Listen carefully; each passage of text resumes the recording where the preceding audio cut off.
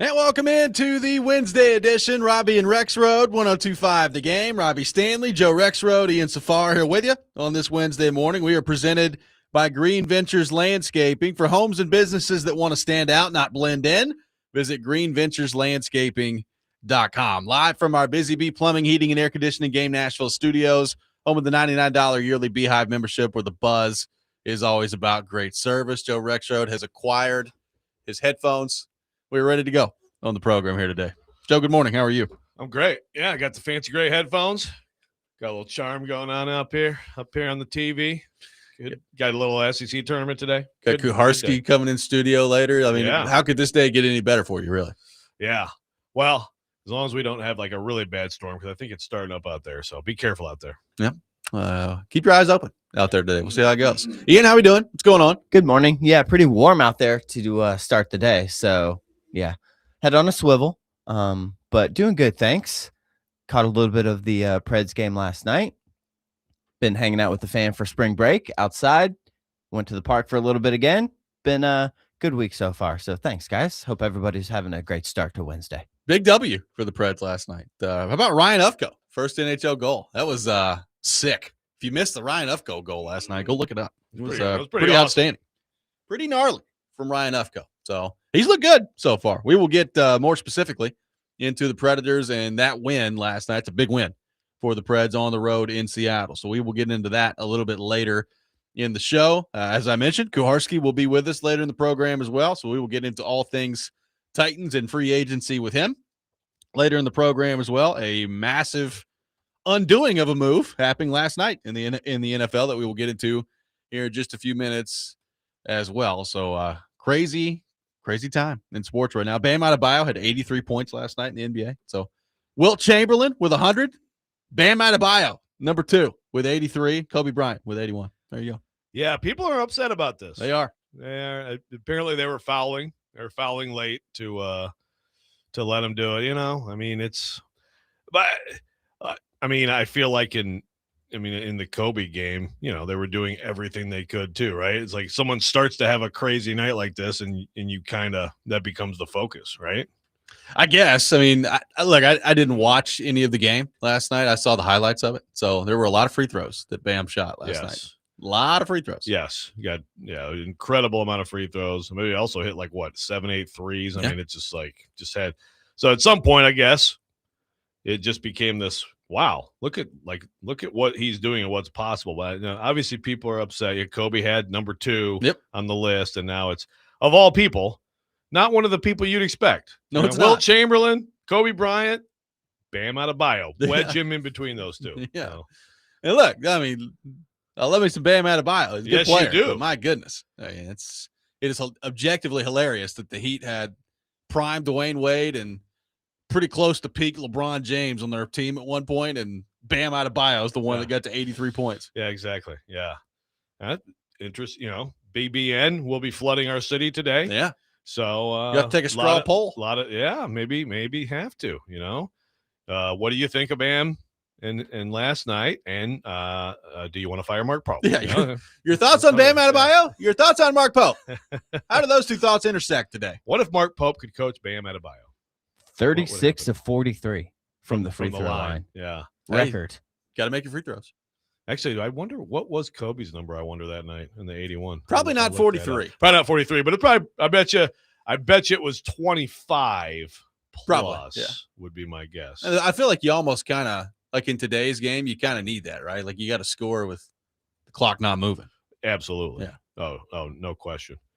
So congrats. It was only 18 to 20. 18 to 20 on free throws. 7 to 13 from 3, 28 to 46 overall from the field. So a lot of shots. Yeah. So a lot more field goals for Kobe than Bam. Okay. But Bam got 83, man. Like it or not, he did. Bam's number 2. Is anybody ever going to get 100? Is anybody breaking Chamberlain's record ever? I just don't think it's even. I mean, to do what these guys did, you have to probably do some things, right, to make it possible. I don't see it. I don't see how. I mean, I guess you got within 17, but look at the extremes it took to get to within 17. Right. Now I suppose, and then I guess you could have a triple overtime game or something, but then it doesn't, does it really count? I mean, it counts, but that I think that would be. I think in a 48-minute game, I just can't imagine. It's tough to think about. I mean, I have thought before, like, when Steph Curry opens a game and he's 5 of 5 from 3 in the first 7 minutes, it's like, well, I guess you just keep firing out there. But I mean, what's his career high? 60 something? I don't think he's ever even gotten close. Yeah, and what's his career high, for threes in a game? Because even if he hit 20, his career high is 62. Yeah, even if he hit 23s, there's 60. Where's the other 40 points coming? Good question. It's just so I don't think we'll ever see that. And again, if you go back to the Wilt game, it's it probably looked like an adult playing with children, just turn around, drop it in the basket, turn around, drop it in the basket. Ed on the YouTube chat saying, what's worse, Favre laying down for Strahan for the sack record, or what's happened in Joe's modern NBA today? Yeah. Well, I mean, there's, if we're talking about the tanking, it's pretty bad this year for sure. I mean, they've got to figure something out. Everybody's talking about less games and all this stuff. And, I don't know. I mean, there's a lot of issues with the NBA, but the top of the NBA, like when the playoffs come, believe me, there's no reason to complain. I mean, that part of it is still awesome. But I think people are. I mean, that reaction is, I think, what a lot of people are saying to this record, right? Yeah.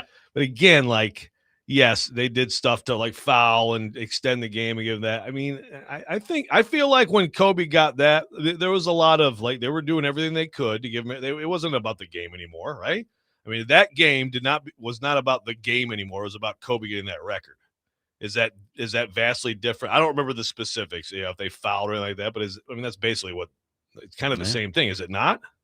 Yeah, I mean, again, I didn't watch it, so I don't know. If you're just intentionally fouling someone, I doubt that happened to Kobe Bryant in that game, but we'll see. Yeah, I don't know. I don't know. Yeah, and that's a step further. That's a step further. But I mean, it's still about, everything was about he has to get a shot, sure. Right? Yeah. Matthew from Jolton going with the conspiracy theory on the text line that he doesn't believe Wilt Chamberlain scored 100 points. Oh, okay. Cool. I heard Courtney Cronin say that on the Sportsmanlike on the way in today. Oh, really? She doesn't believe it? Yeah. What? Listening. Isn't it documented? Yeah, it actually, people were there, and what? They're like, you can't. There's no video, so they can't be convinced. Okay. All right. Sure. Yeah. I mean, Joe, did he do it on the moon? I wasn't there. Looking at the flat Earth from the moon? I didn't see it, so I can't confirm. Yeah, okay. I just go by what the record book tells me. Sure thing. Just throwing it out there. I mean, there's been books written about this from all the people who were there covered it. Okay. Just throwing it out. Sounds good. I'm just reading the news here. A couple more moves for the Titans yesterday. Jordan Elliott, defensive tackle from the 49ers, has signed with the Titans. So obviously a Robert Saleh connection there. So more connections from the coaching staff to former players. And then they have a new punter, Tommy Townsend, now the punter for the Tennessee Titans. Kuharsky's keeping this free agency tracker at paulkuharsky.com. So he'll keep track of what they've done and then give a quick 1-sentence blurb. Here is his 1-sentence blurb for Tommy Townsend. Better at pinning punts inside the 20 than Johnny Hecker. So there you go on the Tommy Townsend front. Okay. Well, that's important. We've seen the huge leg here. We've seen the ultimate, to me, wedge guy and Brett Kern. So maybe a little bit more of that now, huh?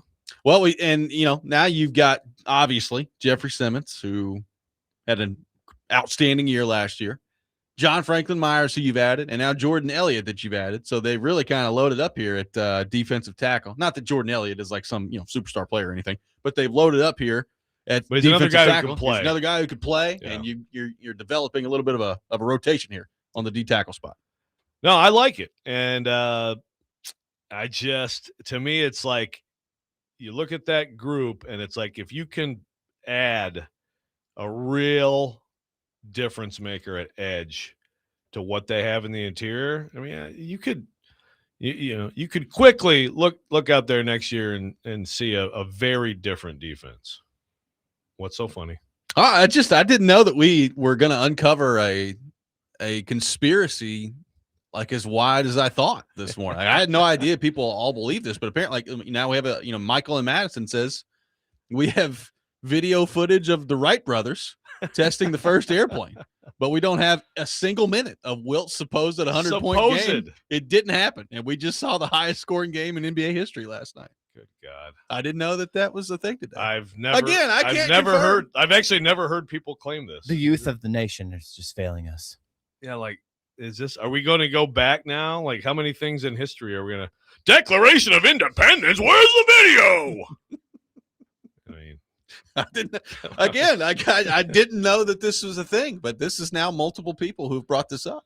Apparently Courtney Cronin was talking about it earlier today, according to Ian. So like she was seriously talking about it. Like, or was she like tongue in cheek, or she was like, no, it's actually fake. I think she was serious. They were pulled up the box score and they pulled up the old audio, tried to play it for her. Like I said, I can't confirm. Where's the video? I can't confirm. Wasn't there. Wasn't alive. I mean, do we know that Babe Ruth actually lived? Is it just a made-up fictional character? I don't know. I have seen video of him. Yeah, I've seen video of him as like an old man, like, at a pie eating contest or something like that. But I don't think I've ever seen, I've seen video of him playing. Did he actually hit any home runs? I don't know.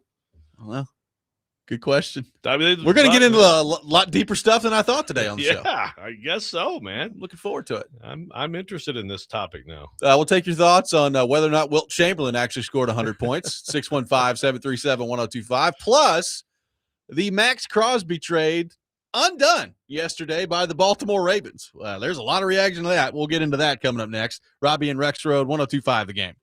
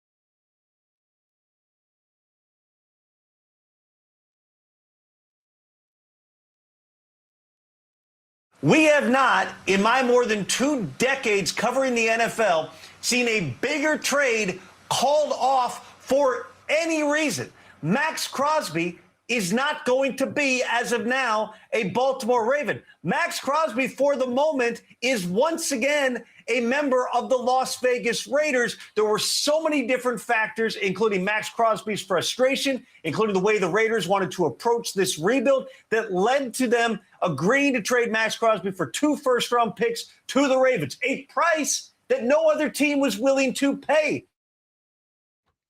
That was a very demonstrative Tom Pelissero discussing the Max Crosby deal that has now been backed out of by the Baltimore Ravens. So, Joe, last night, the Raiders put out a statement that basically was just like, yeah, the Ravens have backed out of the deal. We have no further comment. So, in further details, it looks like there has medical concerns that arose during a physical, and that the Ravens have backed out of the Max Crosby deal on that front, which, as you remember, included 2 first-round picks going to the Raiders. The Raiders have spent the most money in the league in free agency in the aftermath of all that because they thought Max Crosby was no longer on their roster. So, number one, that part of it's interesting. What's that going to look like as they try to navigate all this as the new league year is beginning today? So there is that. And then number two, there's all these people that are apparently mad at the Ravens right now that there's a conspiracy theory, since we're on the conspiracy theory part of this morning, Joe, that the Ravens have looked at this. They got him in there, and that Trey Hendrickson hasn't been signed yet, and that conventional wisdom would tell you that the number for Trey Hendrickson is probably going to come in a little bit less than maybe people thought because of how long it's taken right now. And they said, rather than giving up 2 first-round picks, we'll just back out of the deal, and then we'll go sign Trey Hendrickson today, and that way we don't have to give up any draft capital to go get Max Crosby. So that's one theory that's out there. Joe, what do you make of all of this that's gone down with the Ravens backing out of a trade that included 2 first-round picks to the Raiders for Max Crosby? Well, my biggest takeaway is the Raiders are screwed again. Repeat. It's what a stretch here for that franchise. It's Tom Brady just, that all that winning from Tom Brady it continues to not rub off on the Raiders. I mean, so he had the meniscus repaired 2 months ago. So if this is one of those things like you would hope like medical people from a team would like actually be medical people, and like, so could this be like cartilage damage or like some degenerative thing that they saw and it's like, oh yeah, actually this is legitimately bad. Could be. I mean, I guess it's just hard for me to understand if the Ravens do this. They're all in on this. They give up the picks. They get them. They bring them in. They know what's out there. They know Trey Hendrickson's out there. Like they know everything that's going on. That they would make a deal like that and then just be like, oh wait, that was kind of dumb. Let's undo it. It just, I mean, it's just hard to believe that there's nothing legitimate in terms of medical information that isn't part of it, but it could be. I mean, it's possible. I totally agree with you, but I also look at this and say like, okay, well, this is, his knee situation is not some mystery. The Raiders benched him at the end of last year. He had the procedure, and I would assume, like, as they're putting this deal together, that the Raiders probably shared what the medical information looked like with the Ravens, right? So, I mean, look, is it possible that the Raiders, the Ravens got an actual look at him yesterday and discovered something that either was not revealed to them by the Raiders or that they didn't know? Yeah, that's possible. But that would be surprising to me if that happened, given all the information that these teams share with each other when deals like this are going down. It's not like the Ravens woke up one day and was like, all right, let's trade for Max Crosby. Boom, it's done. Like this was a process that led to this. Yeah, no, I mean, it's really interesting. Different. I mean, we do know that different teams, even different medical people from different teams view things differently. I mean, like you could look at, if you want to look at like, it's different, but it's like Caleb Farley. Some teams are like, oh my God, don't touch him, which those are the smart teams, right? and obviously the Titans. And that was a different time too. It was COVID, so that made it even harder. COVID was really Isaiah Wilson, but I think there were still limitations on what they could do, right? Yeah. So point being, I mean, there is some eye of the beholder here medically. You actually get your hands on someone, and yeah, maybe. I mean, if the Raiders were like withholding anything, well, then they deserve this. They 100% deserve this. It's wild to me to think that the Ravens are just like buyer's remorsing on this. But all I know is there's nothing the Raiders can do. They're screwed. If Baltimore does sign Hendrickson, then that's the people will absolutely. But again, it's just like, well, why wasn't that your plan before? Well, I guess the reason would be that they thought the market for him was going to be way higher than it is. Yeah, but I mean the market. To me, it's like, okay, I don't care what the market is. If you're saving 2 first-round picks, I mean, versus the money, like what? I mean, the overall market is absolutely going to be better, right, than giving up 2 first-round picks. So if they sign him, though, people are going to be very mad at him. And apparently, as you said, there's some reporting out there that like NFL teams are furious. Oh, they're not happy. Yeah, and they think there's some BS here. So the Raiders now, they've got to. I mean, to me, he can't go back and play there, right? That's another thing. I think they're going to have to trade him. They're going to trade him. They're going to have to trade him at a lower price to somebody. Yeah, they ain't getting 2 first-round picks for him. And then it'll be interesting. Like, so are teams now like, well, apparently his knee is a problem, so I'm not even messing with that. Or does he get traded and then somebody else, that team's like, oh yeah, actually it's all fine. Then we'll know the Ravens are doing a little funny business work around. Exactly. I'm wondering what kind of like bonuses Crosby might be due, like start of the new league year, as far as straight cash bonus for Crosby. It's a good question. I don't know what that is. I don't know if it's a lot. I don't know how that affects the decision at all, if it does. Yeah. But because that's like this afternoon at 3:00. And if he's on the roster, they might have to pay out something that they were not anticipating having to do. And like you said, Robby, I mean, they've been out there spending. Like they might have to not like. I mean, nobody's technically been signed yet. I mean, I guess we make fun of the legal tampering period. Yeah, but it hasn't technically happened yet. Like I have no idea what this is going to mean for like their immediate cap situation. But I mean, there's a chance they may not be able to actually sign some of these guys. I'm more worried about their immediate cash situation. Exactly. At the start of the year. Right. Tell Brady, pony up a little bit. Exactly. Tom's got money. Yeah. This was the statement that Crosby's agent put out there on Twitter yesterday. Quote, Max continues to be on track in his recovery, and if anything is ahead of schedule, according to his surgeon, Dr. Neil Elatrash. Max remains on track to return during the offseason program, will undoubtedly return as the dominant game wrecker he's been over these past 7 seasons. He mentioned in that statement Dr. Neil Elatrash, who performed the surgery on Crosby's meniscus. He came out with a statement that said, quote, we truly respect the work of the Ravens staff with Max regarding the contract physical exam. We also understand the challenge that the staff faces when tasked to provide a future risk assessment based on an evaluation early in the recovery process. This is especially challenging when dealing with an elite player like Max, considering the level of commitment necessary for a team to obtain him. The timing of this assessment is unfortunate because the apparent risk will lessen as his recovery progresses and his return to performance over the next few months becomes clear. So that was the statement from the surgeon. Man. Breer's coming out with stuff trying to say, oh, Raiders are going to honor all their agreements, all this kind of stuff, and the options are still open to keeping Crosby. Okay. Well, if you're him, I don't know, man. I guess it's like you understand the deal, right?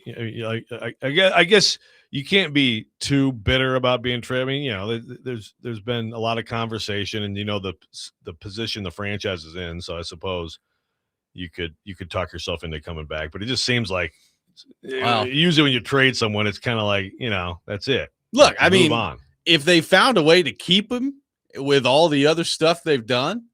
I mean, their defense could actually be pretty intriguing. I mean, you've got Nakobe Dean, Quay Walker as your linebackers, and on the other side of him right now, you got Kwity Paye, who they just signed. So, like, if they, if they kept him, and found some way to do that, I mean, it could be pretty intriguing on the defensive side of the ball. They just have to forfeit the draft this year, though, so they can't get Mendoza because they can't even pay their rookies. Yeah, exactly. So, just no draft picks.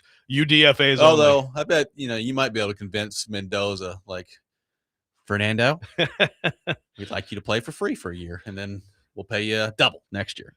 Did you just do Amy voice? For Not intentionally, but I did kind of do that. Is that like your owner? I don't know my catch-all owner voice. I don't know my Mark Davis voice. Fernando. I don't have the hair to do like the bowl cut either. So, so you're saying there's a chance? If I was going to imitate Mark Davis, it would be the bowl cut. Yeah. That'd be the route I choose think to go. Jim Carrey and Dumb and Dumber should be like basically the voice for him. Yeah. Maybe Brady will give him like some of that Fox money. So you're telling me there's a chance? There we go.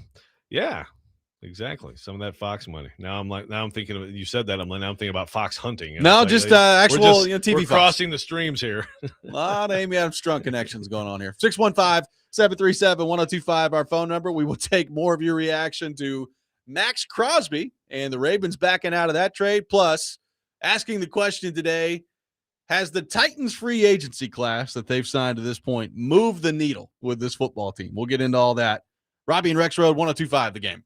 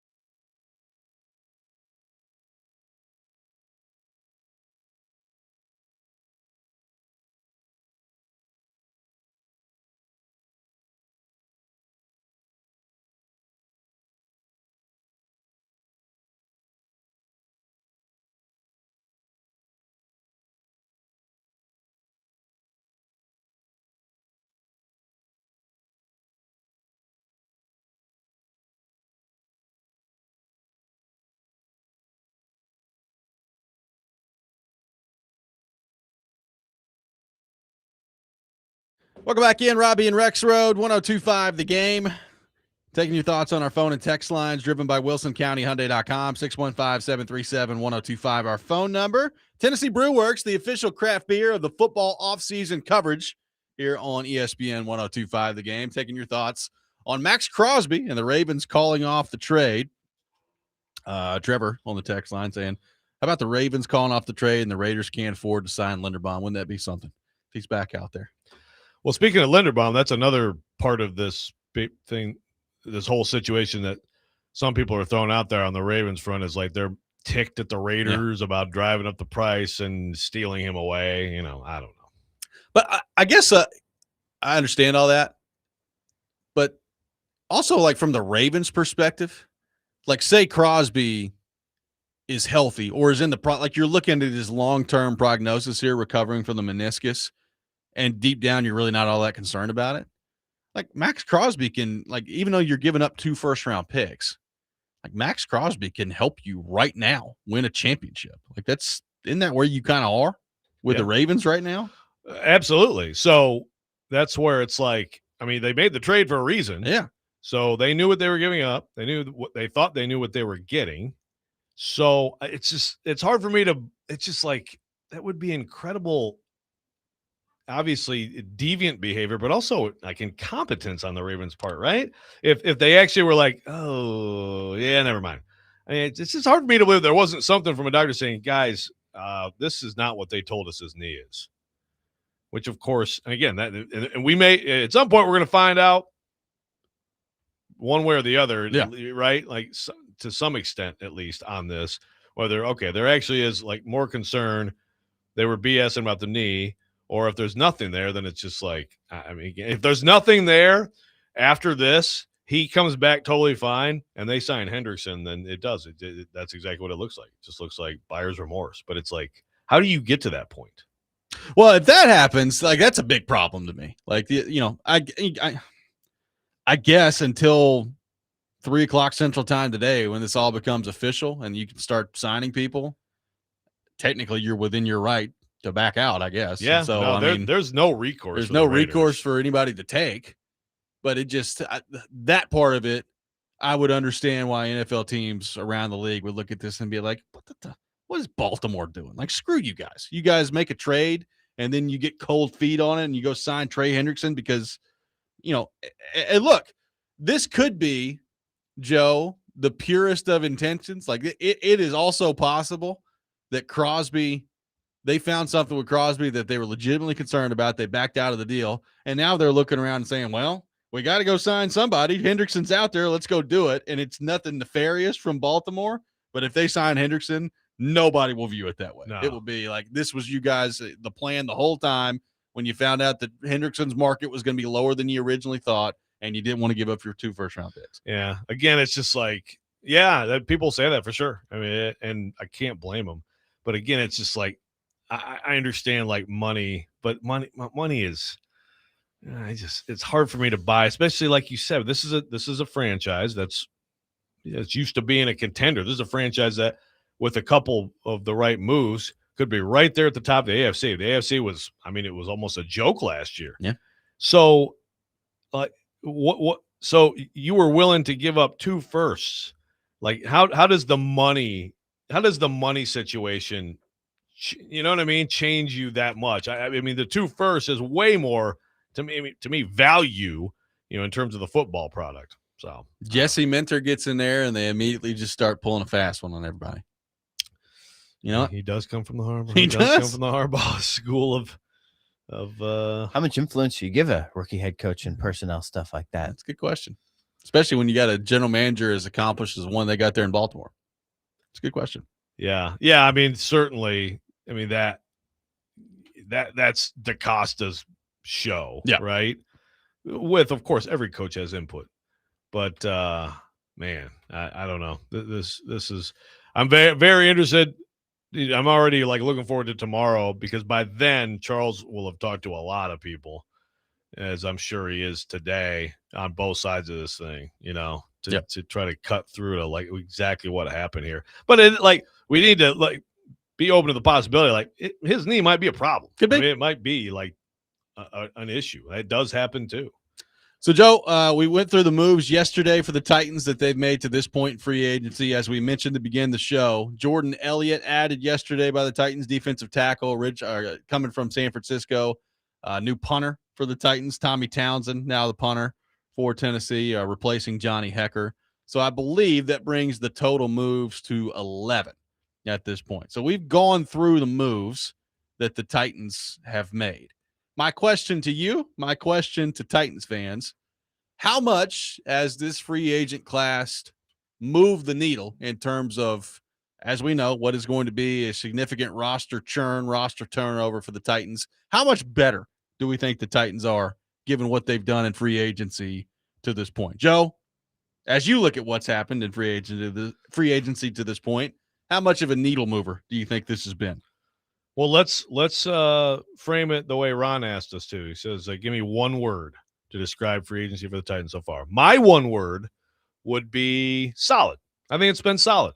It's not been spectacular. It's not knock your socks off, but I think they've absolutely improved themselves. I understand some of the criticism or concern about so many New York Giants and Jets and all that stuff, but they're like, the choices from those teams are like they make sense, right? They're reasonable people that I think there's some good football players on every team in this league. The Titans have even had some, as we see whenever they go to other teams. It's actually the Titans have had some decent players, even though we've been talking about like the worst roster in the NFL for a few years now. I think they've helped themselves, and I think as much as it's so critical to give Cam Ward help, and there's one huge concern there that I have that I'll get to. I do think that they are doing some stuff on the defensive side of the ball, which makes sense given who their head coach is. That if they're a couple pieces away, I think, from having a defense that could actually move the needle a little bit. It could be a legitimate defense in this league. Curious to see what Kuharsky thinks, but I am concerned definitely about the interior offensive line. I don't know that they've done enough there. And if you just have a bunch of guys who kind of journeymen, start a little bit here and there, and you're mixing and matching, sometimes you just end up with nobody good enough to start for you, and you have a problem. Yeah, for sure. I mean, I would share that concern. I think defensively, knowing that there's still, a massive hole at, a defensive end, I like what they've done. I like John Franklin Myers paired up with Jeffrey Simmons. We knew that cornerback was going to have to be addressed. The more I read about Cordell Flott, the more I like him. So that's good. I mean, apparently the Giants really wanted him back. His analytics are pretty good. Yeah. So, I like the Flott signing. The more I look into it, Alontae Taylor was one of my top targets for the Titans heading into the offseason. So I feel good about that. So I like a lot of what they've done on the defensive side of the ball. I mean, you're still going to have to answer the question of who's rushing the passer from the edge, right? And what are they going to get from Jermaine Johnson? I have no idea. What's that going to look like? I like the move to bring in Johnson based on what they gave up. It was clear that Tavondre Sweat wasn't going to work here. So I like that move to take that shot at least. I still feel like they're missing one pretty significant piece at edge, and maybe that comes at number 4 overall. So we'll see what happens on that front. I like what they've done at this point. I wouldn't say that I love what they've done to this point, but I like what they've done to this point. I'll tell you another thing. We've talked a lot about Wan'Dale Robinson. I still look at wide receiver, and as it stands right now, Dobbs is gone from yesterday, so he ends up in New England. Yep. We'll see what ends up happening on the Juwan Jennings front. But as it stands right now, I think it's absolutely necessary to keep Ridley, because if you don't, then you're talking about Wan'Dale Robinson, presumably a draft pick, and then your 2 guys from last year in DK and Io Manor. And I don't think that's enough. I think Ridley is probably going to be necessary to keep around based on what else is out there in free agency right now. And, unless I guess they turn around and sign Juwan Jennings today, which I'd be surprised by. Yeah. Yeah. I think that makes sense. And, with Ridley, it's a new offense. So there's that. And there's obviously the health stuff.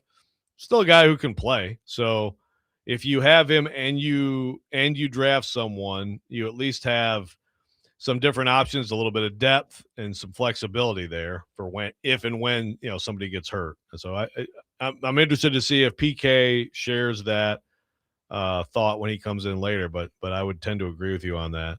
Yeah, like they're not going to be great everywhere. I think they've from starting this process, they were, I'd say, bad / just incomplete at most positions, like corner, right? Like you said, I mean, I think that guy can play. I mean, and this is one of those things, like I was thinking about this yesterday, how many like solid, like, not top line, but like solid, like corners are in this league who, like, you don't know. I mean, there's probably more than him, right? I mean, there's a lot of corners out there. Seems like a good pickup. And so that and some of their other positions, they've definitely, the interior of the defensive line, they've gone from like serious holes to, I think, filling them pretty effectively. 615-737-1025 is our phone number. Throwing that question out to you. How do we feel about what the Titans have done in free agency? How much of a needle mover has it been with the 11 moves that they've made in free agency to this point? We'll take your thoughts on that. Robby and Rexrode, 1025 The Game.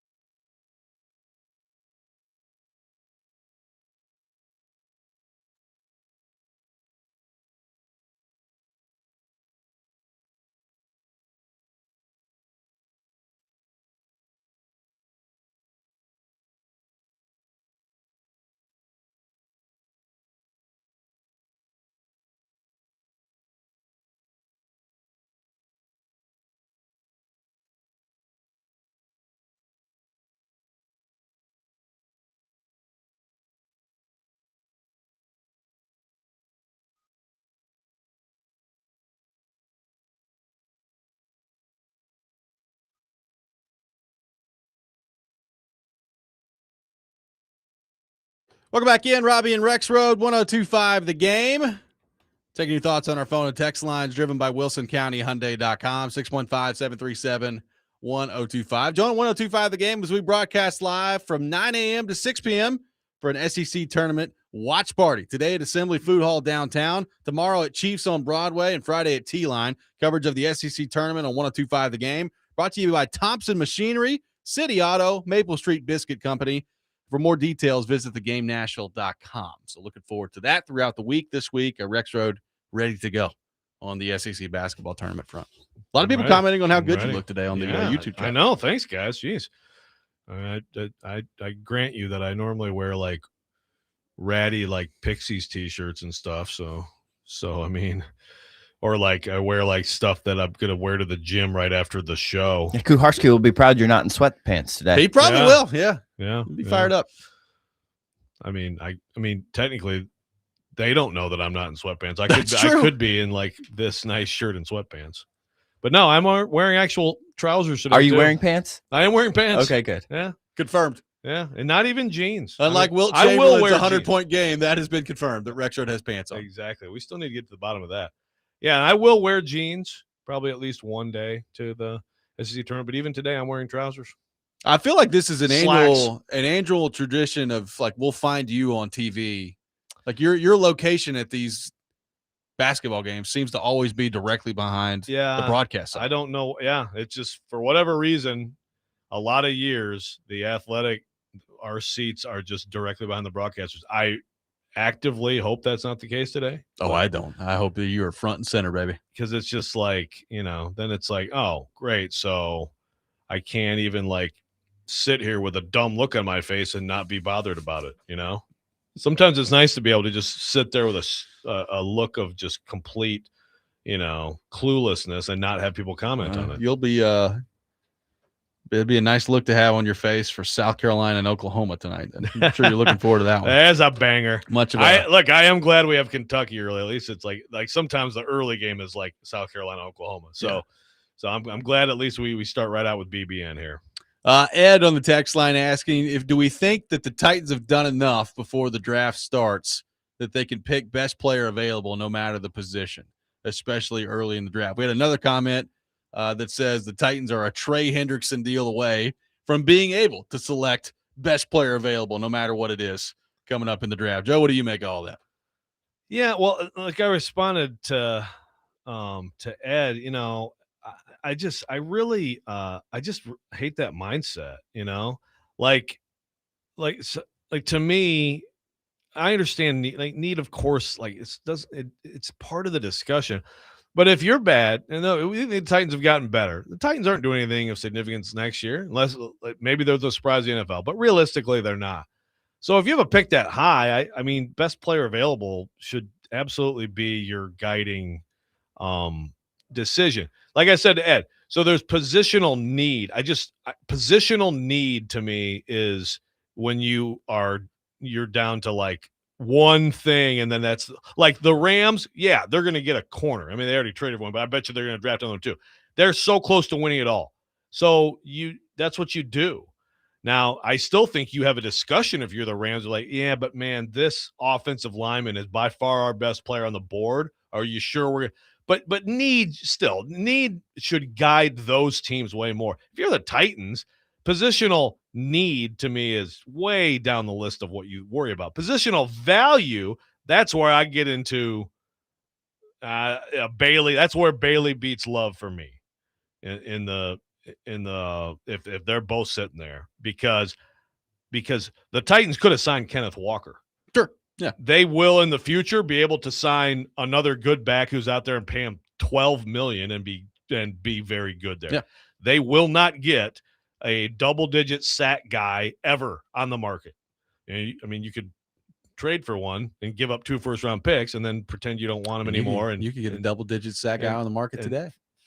Well, that's right. Well, no, you're right. I mean, Trey Hendrickson is out there. So, I mean, granted, last year he didn't have double-digit sacks. He was hurt, so there's that. Yeah, he's older, and so he's probably about as good as it's going to be. A guy in his 30s who has been great, but again, they got Bud Dupree too. He was coming off an ACL. For the most part, you're going to have a way easier time finding or like we talk about Sonny Styles, a guy like that in the market, then you are an edge, a left tackle, right? Well, Something like that. So that's so to me anyway. I'm going off the beaten path here, but like I don't agree with this idea. Well, they've done all this stuff, so now they can just pick the best player available. They absolutely should already be picking the best player available. Well, in all seriousness, on the Trey Hendrickson front, I've said this. I don't think I would mess with that if I'm the Titans. He's 31 years old.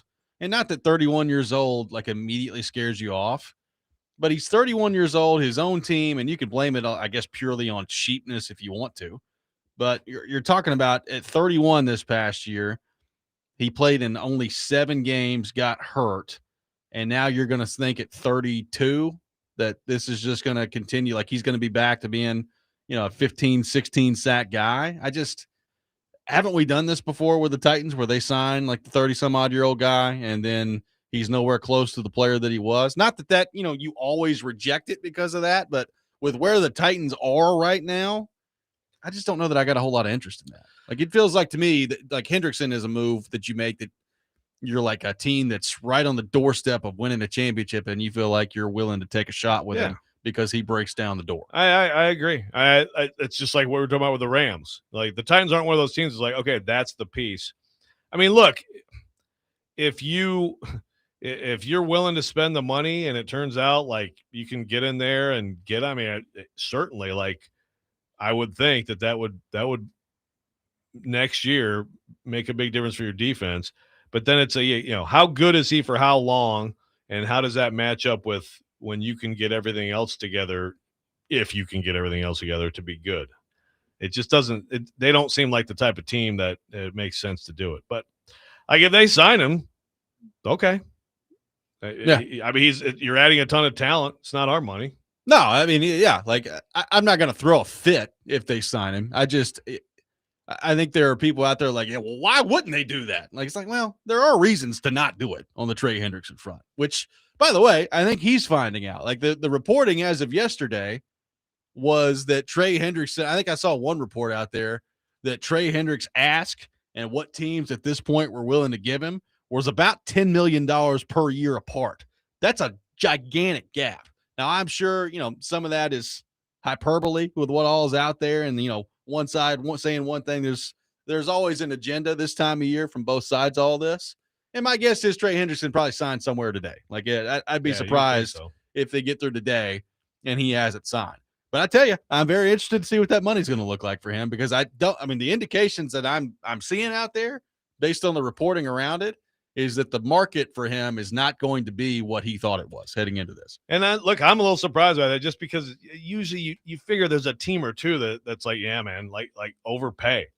I mean, how is there not one team out there, that's like, this could be, it's a little bit of a leap. Like you said, you have to look at the whole situation and be a little bit skeptical, but at the same time, this could be a huge signing for you if that's what if that's what you need. So maybe the Ravens come on out today and just throw the big deal at them and all is well. So. Maybe everybody lives happily ever after in the NFL. Maybe they're willing to give him the money he's looking for now that they don't have to give up the 2 first-round picks. Sure.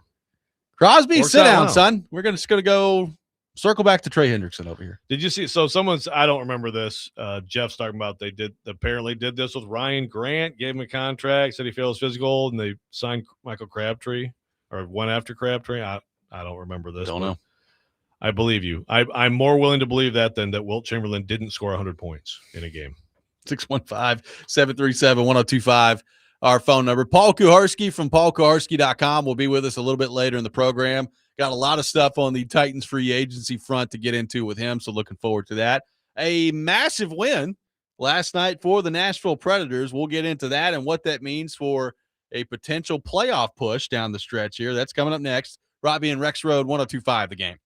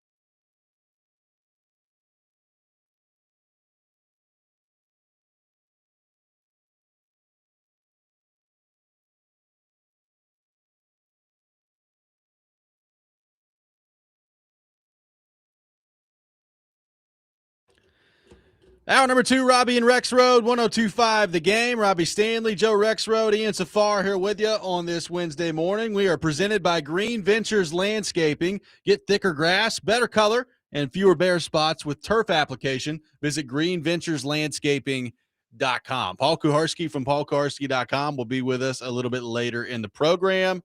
Taking your thoughts at 615-737-1025. It was a big game for the Nashville Predators last night. They were on the road in Seattle heading into the game. Seattle held on to the final wild card spot in the Western Conference. Joe, Preds were 3 points back of them. So a massive game. Didn't look like it was going to go well. They were down 2-0 early in that game. And it was like, well, not a good start. As they've done many times this year, they fall behind early in a game. And Joe, at this point, as they've also done many times this year, they claw their way back into it. And they win last night. Final score of 4-2. Again, we mentioned it to begin the show. Ryan Ufko scores his first goal last night. It is beautiful. If you missed the Ufko goal last night, go look at it. It is it's a highlight reel goal. I mean, I was saying this. People were talking about this. Move, like as far as like first NHL goals in Predators history, that may be the best one. Like I don't remember all of them, obviously off the top of my head, but that's a pretty good one. Does any do any stand out to you? Not that I can remember that were first goals. Like, Ian said earlier, Wilsby's first goal was pretty good. So that one was good. I think Ufko's is the best I can remember. I mean, look, most people's that might first be the goal, best goal he had. Like that's a yeah. I mean, most people's first goal is like, a rebound in front of the net or something like that. So, Philip Forsberg has scored nicer goals than we saw from Ryan Ufko last night, but not the first NHL. Yeah, but that was pretty good. It was pretty good. Check it out. Yeah, he needs to be playing up here the rest of the year. He's been dynamite in Milwaukee all year, and he's pretty good. So, looking forward to seeing that. They win 4-2 last night. The Kings get a point last night. San Jose remains at 66 points. So, Seattle, after the result last night, still holds the final wild card spot in the West, but now they're at 67 points. LA's at 67 points. San Jose and Nashville are both at 66. So you're just 1 point back from the final playoff spot. And again, all four of those teams jumbled up right there together. By the way, the Winnipeg Jets are only 4 points back of you now. So that part is kind of interesting too. So a little bit of back pressure there as well. But Joe, that's a big win. A big result from the Predators last night. And by the way, like just beyond that game, they have Vancouver coming up on Thursday on the road, which is not a good team. Like that's a game you should win if you're the Predators. You have Winnipeg next Tuesday on the road. Edmonton is sandwiched in between that. You have Seattle at home coming back next Thursday. So you're talking about a game you absolutely should win on Thursday against Vancouver. On the road at Edmonton Sunday will be challenging. We know it's McDavid and Draisaitl, so that's a tough challenge. A team that is right behind you in Winnipeg on Tuesday and another date with Seattle coming up on Thursday. So there are some pretty large games coming up here in a short amount of time for the Nashville Predators. Well, good for them for battling back. You hate to have to battle back all the time, but they are used to it, and they have been able to do it a lot. That's a big win. I mean, you can't, when it comes to a race like this, I mean, you can't, that's a 4 point game. And so even with all this stuff and, whatever, the half measures that have kind of left them weaker, like, their penalty kill is not going to be as good down the stretch, right? Like there's no question about that, but they're still in position and they still have, enough good players to make a real run at this thing. Well, and again, this is not the first time that they have been 1 point out of a playoff spot. They've kind of been in this mix before, and they've not been able to really grab hold of it. So now, can you grab hold of it? And particularly, I mean, you got a lot of teams that you're right there with coming up. And, even beyond those games I just mentioned, here in about two weeks from now, you got San Jose at home, which is right there in the mix with you as well. So, I mean, there are a lot of games directly against some of these teams that could absolutely determine where you finish in the standings moving forward here. Now, look, we've talked about this too. Basically, since January 1st, they've been right around 500. So they've not really been able to go on some big run here. I mean, even in March so far, They lost the first 2 games. They beat Boston. They lost against Buffalo this past Saturday, and now they've beaten Seattle.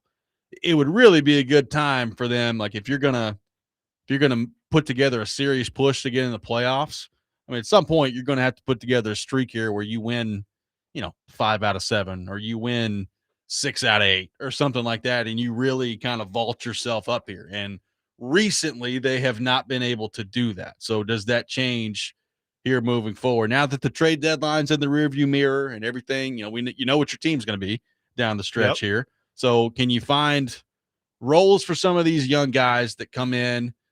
And, does Zach LaRue become a big-time penalty killer for them? I mean, he scored the other night against Buffalo, which is good to see. But, you're replacing McCarron and Smith and Blankenberg on the penalty kill. Like, some of these young guys elevate into that role. Like, Schaefer scored last night, so that's good to see, right? Like, you see not only Ufko get on the board, but Schaefer scored last night. Matt Wood looks pretty good at center, man. Made a nice play. He looks pretty good at center, which is good to see. That's like if that, encouraging development. That's where they drafted him. He was a center. And then, as you start to project moving forward, I understand why they would have thought he probably profiles better as a wing. But right now he's playing really good at center, and I'd probably leave that alone the rest of the year and see what you got there. I mean, he's got physicality, right? I mean, it's like just in general terms, it seems to make sense. So, and like you said, yeah, you get past the disappointment and the uncertainty and all that stuff, and here you go. Can they actually get it? It's just been a lot of like step forward, step back, 2 steps forward, 2 steps back. Can they actually get on a roll? Yeah, it's Saros, 43 saves. 43 saves. That's a season high, I think. Little shaky to start. Yeah, like the second goal. When the second goal went in, I was like, oh boy. He was giving up a couple of rebounds early on. 1 goal. I think Seattle actually hit the post twice in the first period too. So it could have gone. The first period really could have gotten out of the game. Yeah, I mean, 19 shots in the first period for Seattle. Just I don't know. The Preds looked sluggish to start. Seattle. I think at one point I looked at it. Full disclosure, I was asleep last night, but like the time the first period was over. But at one point I woke up and I looked at the score, and they were winning, and they were getting outshot 42-19. I was like, whoa, all right. I think the final count ended up being 45-27 in favor of Seattle last night. But that's after a rough start for Saros in the game last night, that's pretty good stuff to follow through that way. It's amazing that you can have that rough of a start on the road against a team you're in a playoff race with, and be almost out of the game, and then just in the same game rebound. Yeah, and just come back and win that game. I mean, again, credit to the resilience of the team, but also like what is up with Saros is one thing, but just sluggishness, why is it a consistent element of this team? I don't know, and they don't know. I think they've been asked about it 45 times, and I think the last time I asked Yossi about it, he's like, "Yeah, I'm kind of tired of talking about that."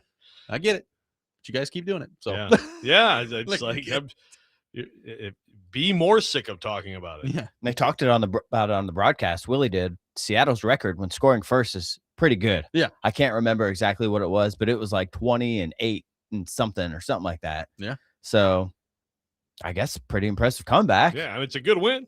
By the way, Big John Marchessault, a couple assists last night, so good to see him driving the play a little bit last night. I wonder if got some assists mentally got a no movement clause for Saros post Olympics. What that does for him, it had to have helped, right? Just he played well. He's the starter. The Olympics going in, the whole mentality going into it. I feel like goalie is such a mental position sometimes, for sure. And he showed up. It looked a little shaky at first in the Olympics. I wonder if that does anything for his confidence or just his looseness moving forward. Yeah, it's a good question. I mean, look, if they're going to make it, they're going to need him to be near his top level coming down the stretch, right? No question. So that's going to be a big part of it. I mean, Stamkos got the empty netter last night, so that's goal 31 for him on the season. So, they're at 64 games played. Is he going to get 40? Like, that's probably also something else that's going to be required down the stretch here. Like, if they're going to make the playoffs, he's going to have to continue to be a big part of it. And does he get to 40 goals? Which, again, after you start the season the way he did, if he ends up with 40 goals this year, that's pretty insane. Yeah, no doubt, man. Just Incredible run. It's pretty good. So we'll see what happens. It's a big win for the Predators. We'll take your thoughts on that. Some more questions to get into on the free agency front with the Titans. Kuharsky will be with us later in the program. All that coming up. Robby and Rexrode, 102.5 The Game.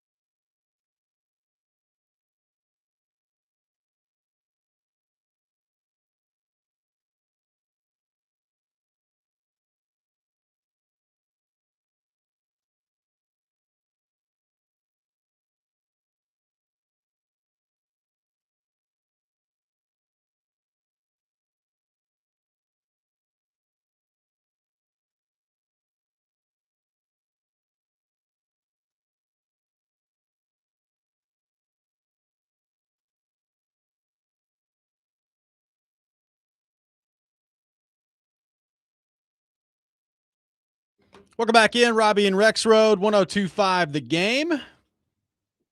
Taking your thoughts at 615-737-1025. We are live from our Busy Bee Plumbing, Heating, and Air Conditioning Game Nashville studios, home of the $99 yearly Beehive membership, where the buzz is always about great service. Paul Kuharsky from paulkuharsky.com will be with us later in the program. A lot of stuff on the Tennessee Titans free agency front to get into with him. Big win for the Preds last night. One texter says, Preds winning is both awesome and miserable. Barreling down towards a matchup with Colorado is not really exciting. Running away from the lottery pick chance, not really exciting. I mean, the East would still be 8 points out of a wild card spot. So there is the two sides of the coin thing here too. Yeah, at this point, why not root for your team to win? Well, at this point, I mean, if you think they're going to be at the, in great spot for to win the number 1 overall pick, I mean, right now they're 20 points up on Vancouver. So, not again, as you found out, lottery's a lottery, but the lottery's the lottery, and you don't. I mean, they were the 3rd worst team in the league last year, and they picked 5th overall. So, I mean, who knows? They could finish, whatever it would be, 9th worst team in the league, and maybe win the lottery. I have no idea what that's going to look like, but their odds to move up significantly in the draft lottery at this point are not going to be great by the time that rolls around. Yeah. So, sure, may not sound like a ton of fun to play Colorado. I get it. But playoff, weird stuff happens in the playoffs. It does. You could win a game in that series. I mean, in all seriousness, I would, the series that and I understand that Saros got hurt a couple years ago or 3 years ago, whenever that was, when they played Colorado. Yep. That's 4, I think, actually. I think it was, now that I'm thinking about it. So I understand Saros got hurt and that was just an enormous mismatch, and it played out that way. This team, I think I'd like their chances better than that one. Now, I wouldn't pick them. I think I picked the Predators to lose that series in 5 games, and I think I was being generous with the 1, and then they ended up getting swept. I'd probably pick I may pick the same 5 games for this one, but I feel like it'd be more competitive. So there you go. Okay. I feel like that Colorado team was number 1, just an absolute wagon. And I know this one has been in the regular season. We'll see what that means in the playoffs coming up. They did lose last night to Edmonton. McKinnon got tossed out of the game. But, I understand the thought process there. It wouldn't be like the biggest mismatch that I've ever seen in a playoff series. I'll put it to you that way. Yeah. Yeah, that's fair. They wouldn't win, but it wouldn't be the biggest mismatch I've ever seen in a playoff series. I'd give them a game and maybe 2. There you go. But playoff series. I mean, come on, we do. It's one of those things that you hate to hear, and I get it. This whole you never know what's going to happen. Like David Poyle used to say that back when people were like, "Sell, sell, sell." You never know. Well, it is true though. Sure. I mean, the unpredictability level of 7-game series. To me, it's like, I guess baseball has it too. Hockey and baseball both can be wildly surprising. Yep. Keith says, who cares how it ends? It's fun to watch meaningful hockey and a team that can score goals. They couldn't score at all earlier in the season, which was boring to watch. There's no doubt they're more fun to watch now. I mean, it's that part is clear. And like I said, and we've been looking for, a young center around here. It's been like 4 games. So I'm not going to sit here and anoint him yet, but Matt Wood has looked good as a center so far. So that's been good to see. Yeah. So just enjoy it. At this point, all the stuff's over. We know what's happened. Think of it what you will. We've made our opinions clear on it, but it is what it is at this point. So. And again, the entertainment value, exactly. That is, like we've talked about with both of these teams, bad and boring. Can you get rid of one of them? Yeah. The Titans are still trying to work on either of those. And so we'll see. I guess the Titans right now are trending toward actually being a team that has to win games like 19-14 next year. But it's true. Maybe they'll win more. But at least not being boring. Jet sweep with Wan'Dale Robinson. You could run a jet sweep with Wan'Dale Robinson and then turn around and run a jet sweep to the other side with Jim DK. That's what you can do right now in this offense. What about like jet sweep reverse, fake reverse, just have them constantly running behind the line of scrimmage? How many times did they try like the jet sweep with or the shovel pass with DK last year? Didn't go well. No. Yeah, Wan'Dale will get some sweeps and he'll get some screens. Yeah. He will get a lot of that. So hey, I mean, he's kind of fun with the ball in his hands. I mean, I mentioned it earlier. A healthy, let's assume for the sake of this discussion, Ridley's healthy. And you've got Ridley. Let's say your 3 guys, if you've got 3 wide receivers out there, are Ridley, Wan'Dale Robinson, and let's just say Io Manor. How are we feeling about that heading into a year? It's okay. It's better than it was. Yeah. It's like the version of Ridley matters there. Sure. But it's okay. It's not. But if you have that, and then not that Chig is some difference maker, but you don't have Chig, and you are running back Pollard and Spears, and we're a little worried about the interior of the offensive line. That's what I'm saying. Bad and boring is on the table again. Yeah, like what they're doing on the defensive side of the ball. I do. And it's about winning. And if you win 19-14 and you actually win some of those games, then okay. But, yeah, the boring part right now, they're not really addressing that as well. Maybe I'm switching to Jeremiah Love. I'm assuming that they're drafting a receiver at some point. I just don't know when that's going to be. Yeah. At this point, I'd be probably surprised if it was number 4 overall. Now 35, we'll see. I mean, there should be some intriguing options that are available at 35 for receivers. So maybe it's Ridley, Robinson, whoever you draft at 35, Brazel. And you've got throw Brazel in there. Maybe it's Ridley, Robinson, Brazel, and then you've got DK and Io Manor behind it. Well, I feel certainly better about that. Yeah. But then you're talking about how ready is the rookie to play and be productive right from the jump? Yeah. Coming out of that system, which again, he made the point, like the system he did more than just do deep choice routes at Tennessee this last year. But yeah, there's still a little bit, there's differences for sure.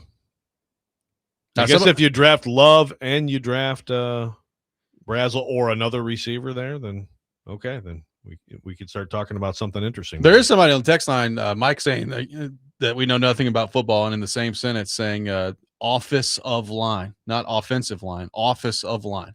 So that's always fun. Interesting. Thank you, Mike. I'm worried about the Titans' interior office of line as much as I am the offensive line. The office of are you from the office of line, Mike? The Department of Line? I don't know. It's a good question. I mean, you've got Chick's still out there. I'm interested to see if Kuharsky's got any thoughts on that going up. He just came out with a piece on Kevin Zeitler at paulkuharsky.com, which I would encourage people to check out. We'll get into that with him a little bit later in the show as well. Before you go to break, so I'm reading this now. So he's saying y'all don't know anything about football, and he says leave your tight ends a block with 2 over the middle and under the middle wide receivers. What the hell does that mean? Over and under the middle. What is happening here, Mike? Yeah. Latest from Diana Rossini on Trey Hendrickson. Okay. Market has changed over the last 24 hours. The Eagles, Colts, and the Ravens are all making offers. There you go. No Titans. Get the Ravens in there. No A Titans. decision is expected to come today. Oh, Ravens. Oh, boy. If they do this, oh, man. That's kind of dirty. I just saw there was a quote behind you, by the way, from his surgeon. Now people are tracking down his surgeon, Crosby surgeon, who says everything should be good. Yeah. So, oh boy. One texter voting for Eli Stowers at number 35. Interested to see where he goes. I don't know if he's going to go that early, but he could. I mean, he tested very well at the NFL Combine. He's a very good Good player. He's going to make plays in this league. I'm not totally opposed to it. I think I'd rather see an outside receiver, but not most totally of the projections, not all of them, but most of the projections I've seen from Stowers are like somewhere in the 40s or early 50s when it comes to like the draft spot that he's going to land. So I don't know, would 35 be too much of a reach? I mean, you'd have to tell me who else is on the board at that front. But like, if the Titans walked away with Eli Stowers, you could see, I mean, that'd be appealing. I could understand it. Yeah. Sure. Unmute. Sorry, Mike's teaching us about football here. It's amazing. It's good. It's amazing stuff. We get a few people over that are teaching us about football.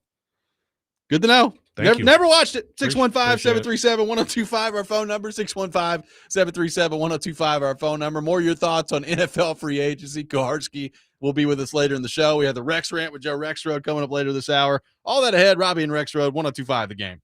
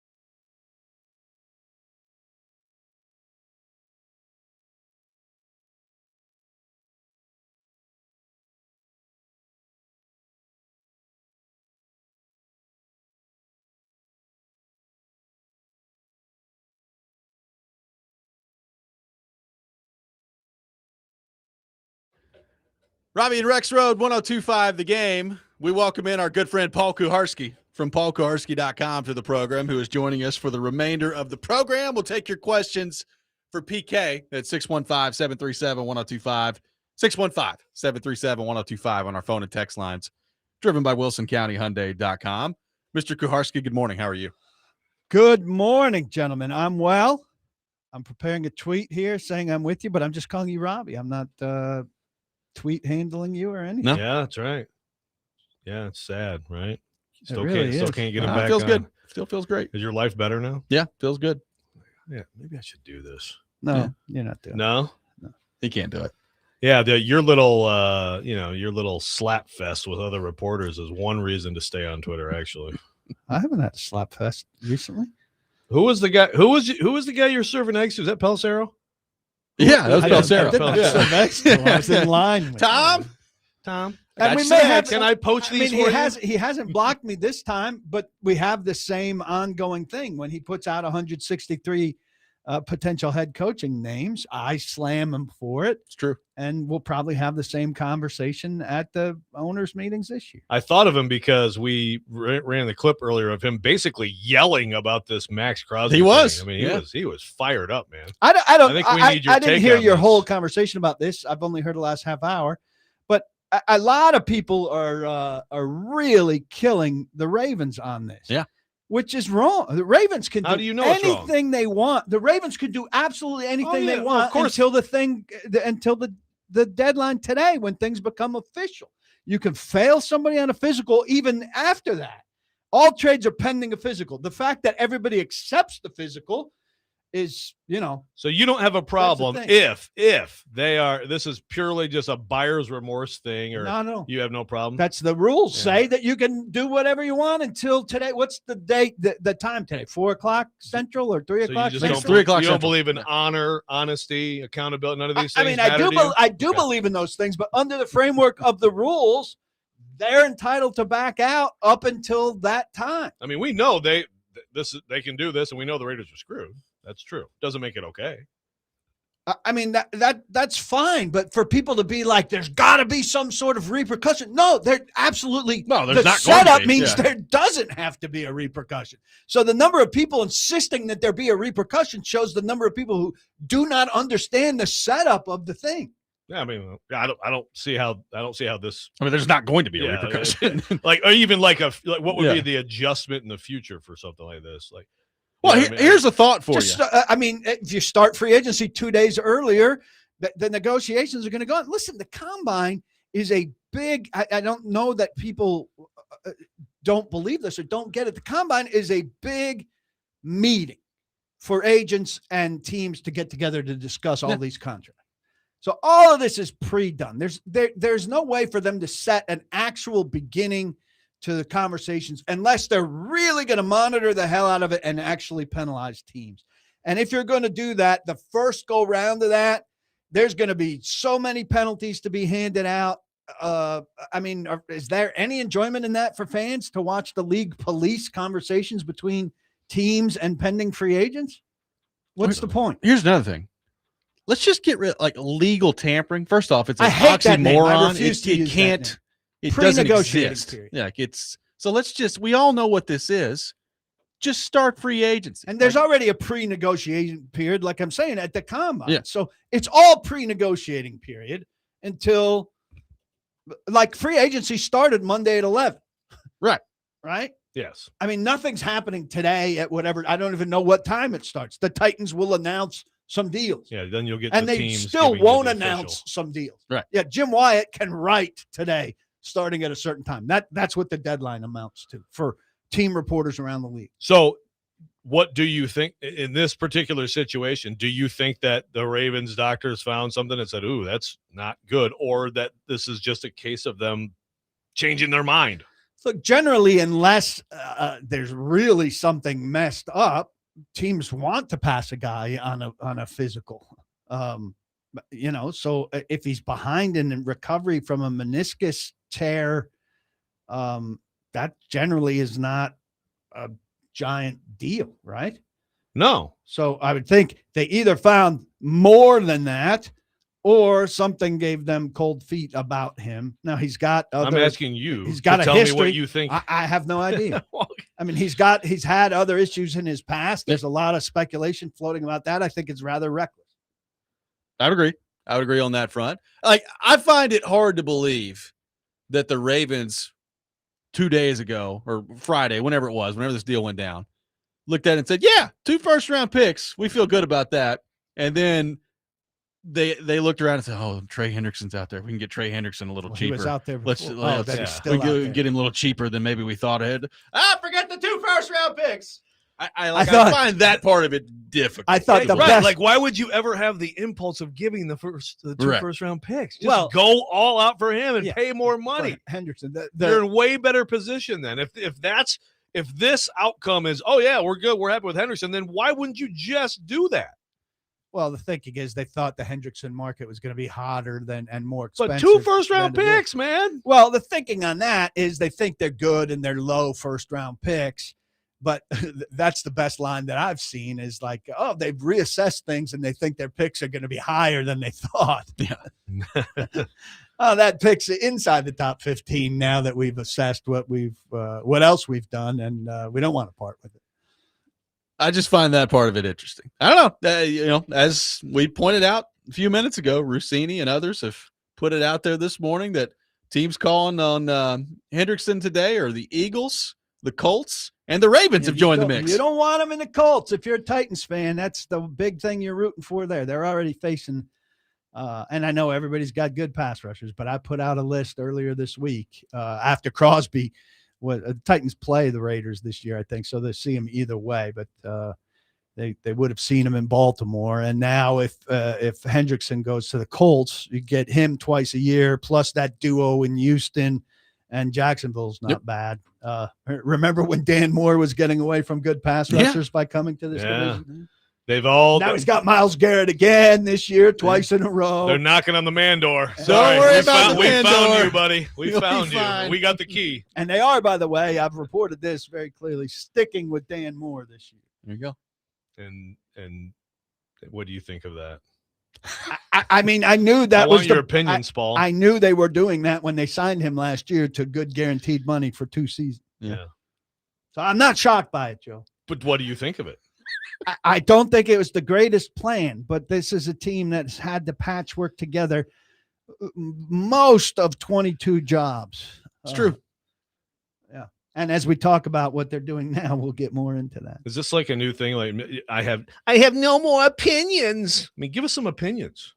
Dan Moore's not a very good player, but they decided to tape it together. I want the unleaded you PK. want him to say, draft a tackle at number 4. Yeah. That's what you want him to say. I don't think they should draft tackle at number 4 at all. There we go. I've said that. That's a little more enthusiasm. You want me to revisit long stated opinions? Yeah. I don't think the Titans are a good up. identity team. I think this uniform thing is reflective of that, and it runs through the organization's DNA. That's happening tomorrow. You covering this tomorrow? You going to be there? Oh, yeah.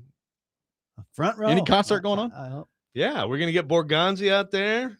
Sing? Singing some, Luke Combs. Yeah, I don't know. I'm trying to think of like what would be a current Boston band? How about, why does it have to be current? Why can't it be Boston? Yeah. There you go. If you want a real Boston band. Dropkick Murphys up there. Yeah. One name. That's what I'm talking about. One name comes to mind. I'm having trouble thinking of the name. Oh, yeah, Boston. Kuharsky with us the rest of the show. We got the Rex Rant with Joe Rexrode coming up next. This is Robby and Rexrode, 102.5 The Game.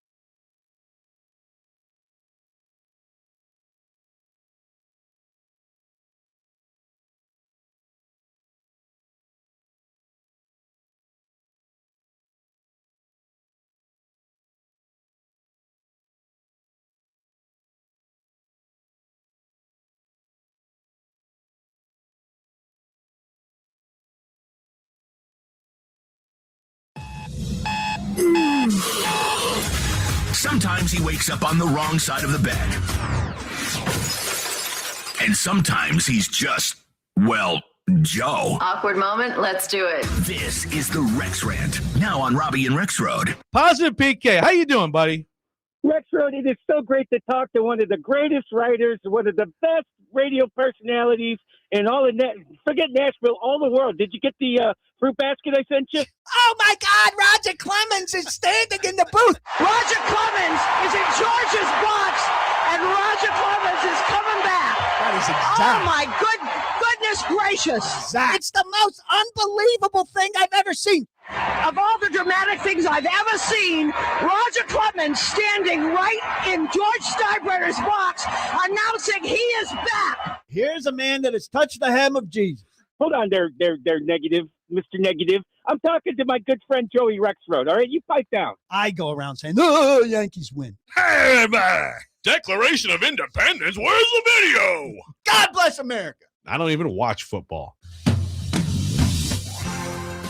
It is time for the Rex Rant with Joe Rexrode. I mean, that Susan Wolby is as good as any impersonation I've ever heard. That was I perfect. That's Rich Little over here. That's as good as Rexrode's Kuharsky or Rexrode's Borgonzi. Yeah. Way better. That was pretty uncanny. That was pretty amazing.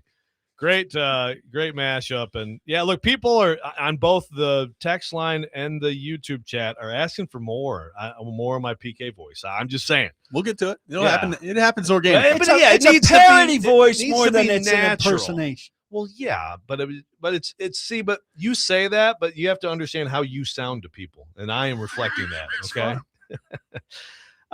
Okay. Well, I'm going to go ahead and take what we talked about earlier. And really, I'm just going to kind of get PK involved in this too. I've gone a little bit down the rabbit hole. So first of all, PK, did you see Bam Adebayo last night? Had 83 points. I saw the headline. Okay. Like Yeah, most people in America, I saw the headline and not the basketball. You didn't watch the Miami Heat game? Yes, we know, PK, that no one watches any other sport but the NFL. We get it. Pretty much the numbers concur. It is definitely the number one sport. When millions of people watch other sports, that's kind of also something too. But yes, the NFL is the number one sport. I mean, some people are into watching bad things. We know this. Yes. True. Anyway, that's not the point. The point is, from that conversation, which is, I think some people are ticked off about it. I get it. They were fouling. I don't know. I don't remember all the details of Kobe getting 81. I definitely remember that the whole focus of that game became get Kobe every shot he can get. And so I don't know. I don't know that there's that much of a difference. But through that conversation have you heard that? And I swear I've never heard this before. Apparently it's a big thing that the Wilt Chamberlain 100-point game is fake. That people are. Have you heard this thing? Yeah, it was on this show I saw where they covered that the moon landing was fake and that Kennedy's alive somewhere. And, really, it was all together in the same show. Oh yeah. Well, I think it's a series. That's good. What was this on? History Channel in the middle of the night. You get best conspiracies, something like that. Really? Okay. So I didn't know. So both Kennedys are alive. I can really no kidding. Father and son. Catch love story, by the way. It's great. Yeah. So I've gone down the rabbit hole. I've never heard this. I'm pretty sure that he actually did score 100 points in a game. I think it actually happened. There is no video. For people saying there's no video, like there was no televising of the NBA then. That's why there's no video. Like basically the NBA was, it's 1962. It's in Hershey, Pennsylvania, right? And in fact, there is audio of the coverage of the game. There were some people at the game. There are pictures of the game. There is no video. Again, in the late 70s, the NBA finals were on tape delay. Okay. Like I believe the Magic Johnson rookie year, 1980, winning the MVP was on. You had to watch it on tape delay. It was slightly less big than it is now. There you go. Yes. Yeah. I mean, it's probably come a bit of a way. But I think my rant here is very gentle, but I think that Wilt Chamberlain actually scored 100 points in a game. Pablo Torre actually did a show on this. I was going down that rabbit hole and they actually unearthed the audio of the coverage of this happening. It'd be an amazing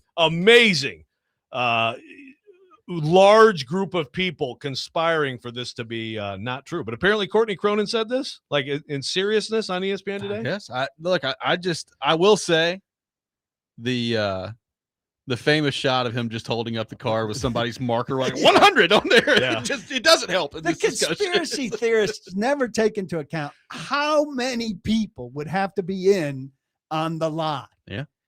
I mean, the moon landing stuff, so many people would have to be in on it. Right. And that America is not a land of secret keepers.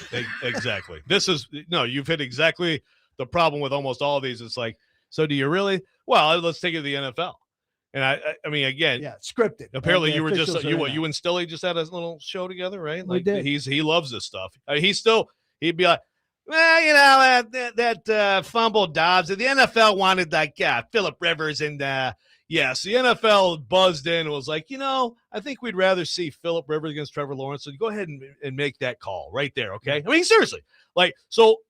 Vrabel made a big trade with the NFL in order for Terrell Williams to coach that preseason game. There's some huge motive behind the scene there.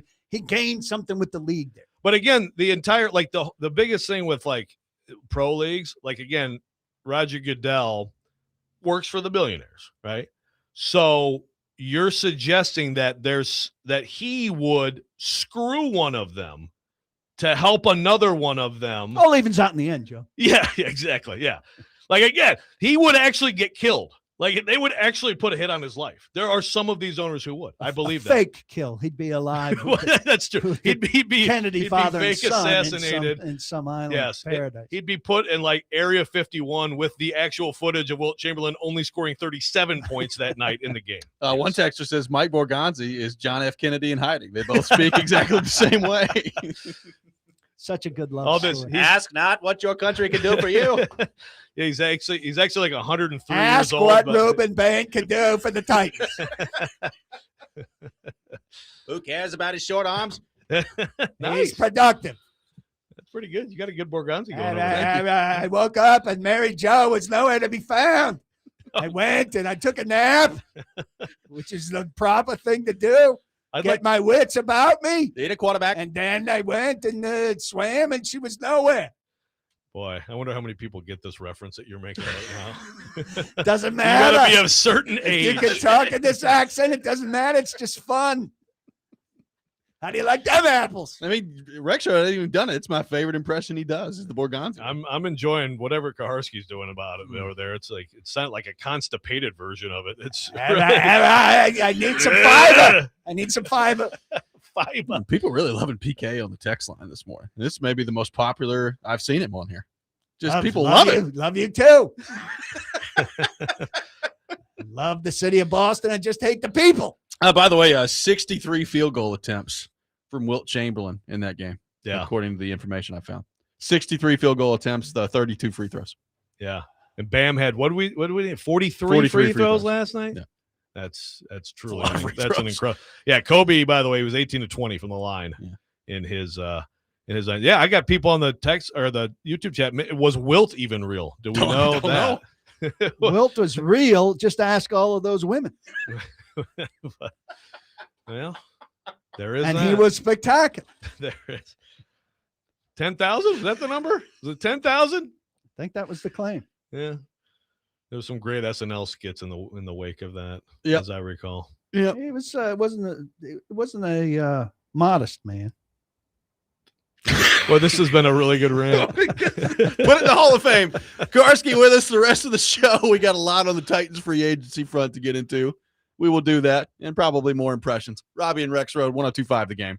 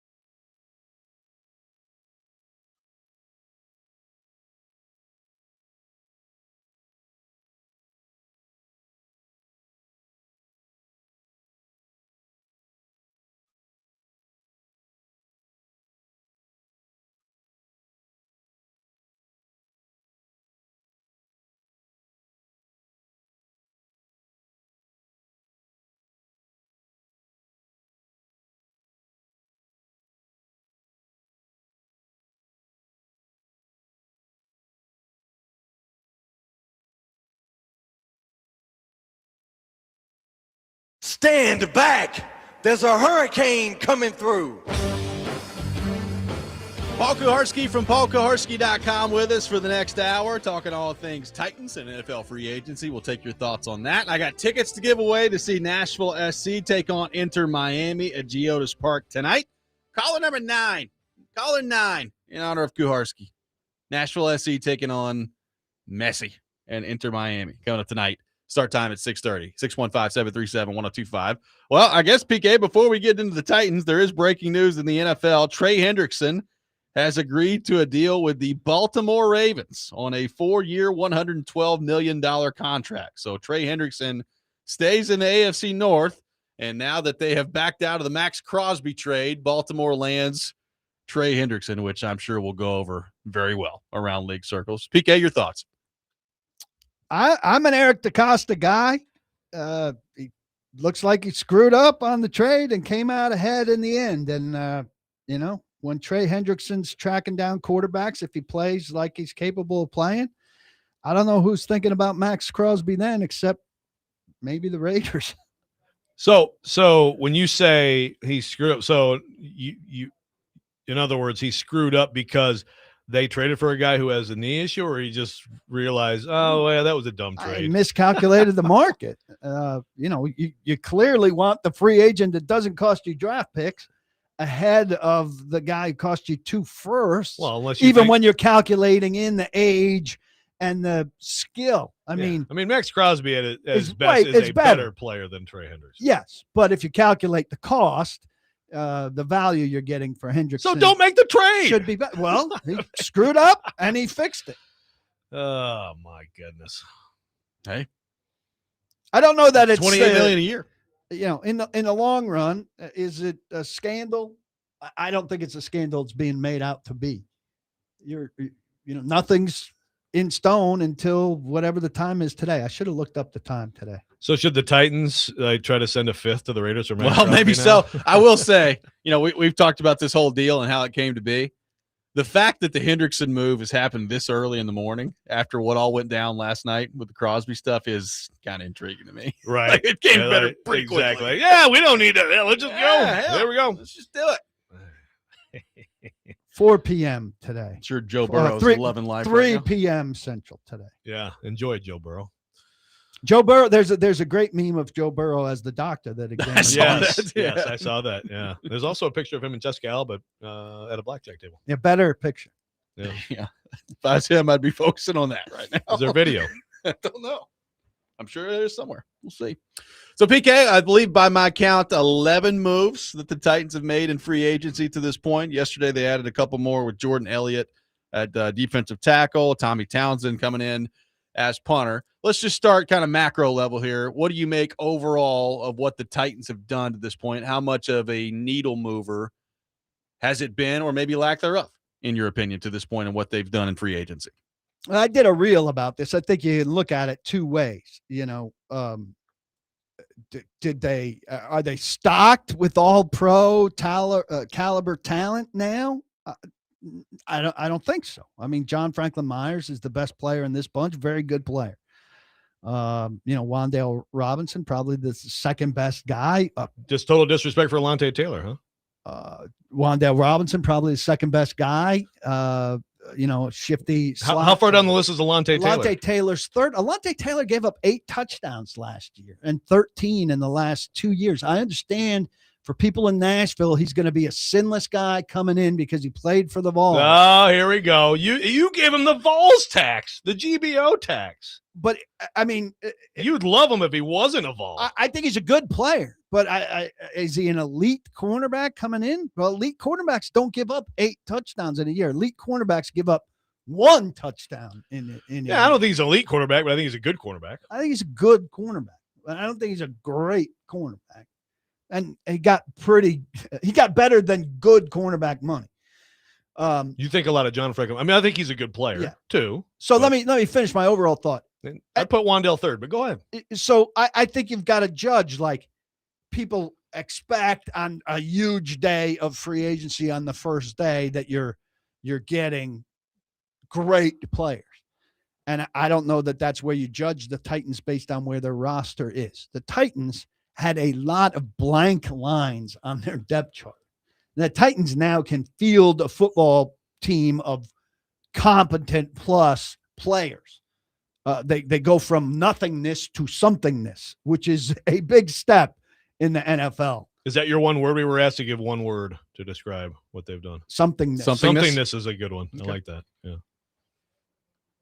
No, I agree. I mean, like there are a lot of positions where you're like, you've got a lot of work to do, and there's a lot less work to do now. So Marcus Harris was the first cornerback, and now he's conceivably the fourth corner. Right, which I think is absolutely the appropriate slot that needed to go. So what do you make of what has been done, and maybe more specifically, what hasn't been done on the interior of the offensive line? Cordell Volson coming in from the Bengals at the guard spot. You've got Austin Schlottman from the Giants. A lot of Giants coming in here, which people have talked about. How do you view where they are right now in terms of the interior of their offensive line, obviously not including Peter Skoronski? Well, I think center is a problem.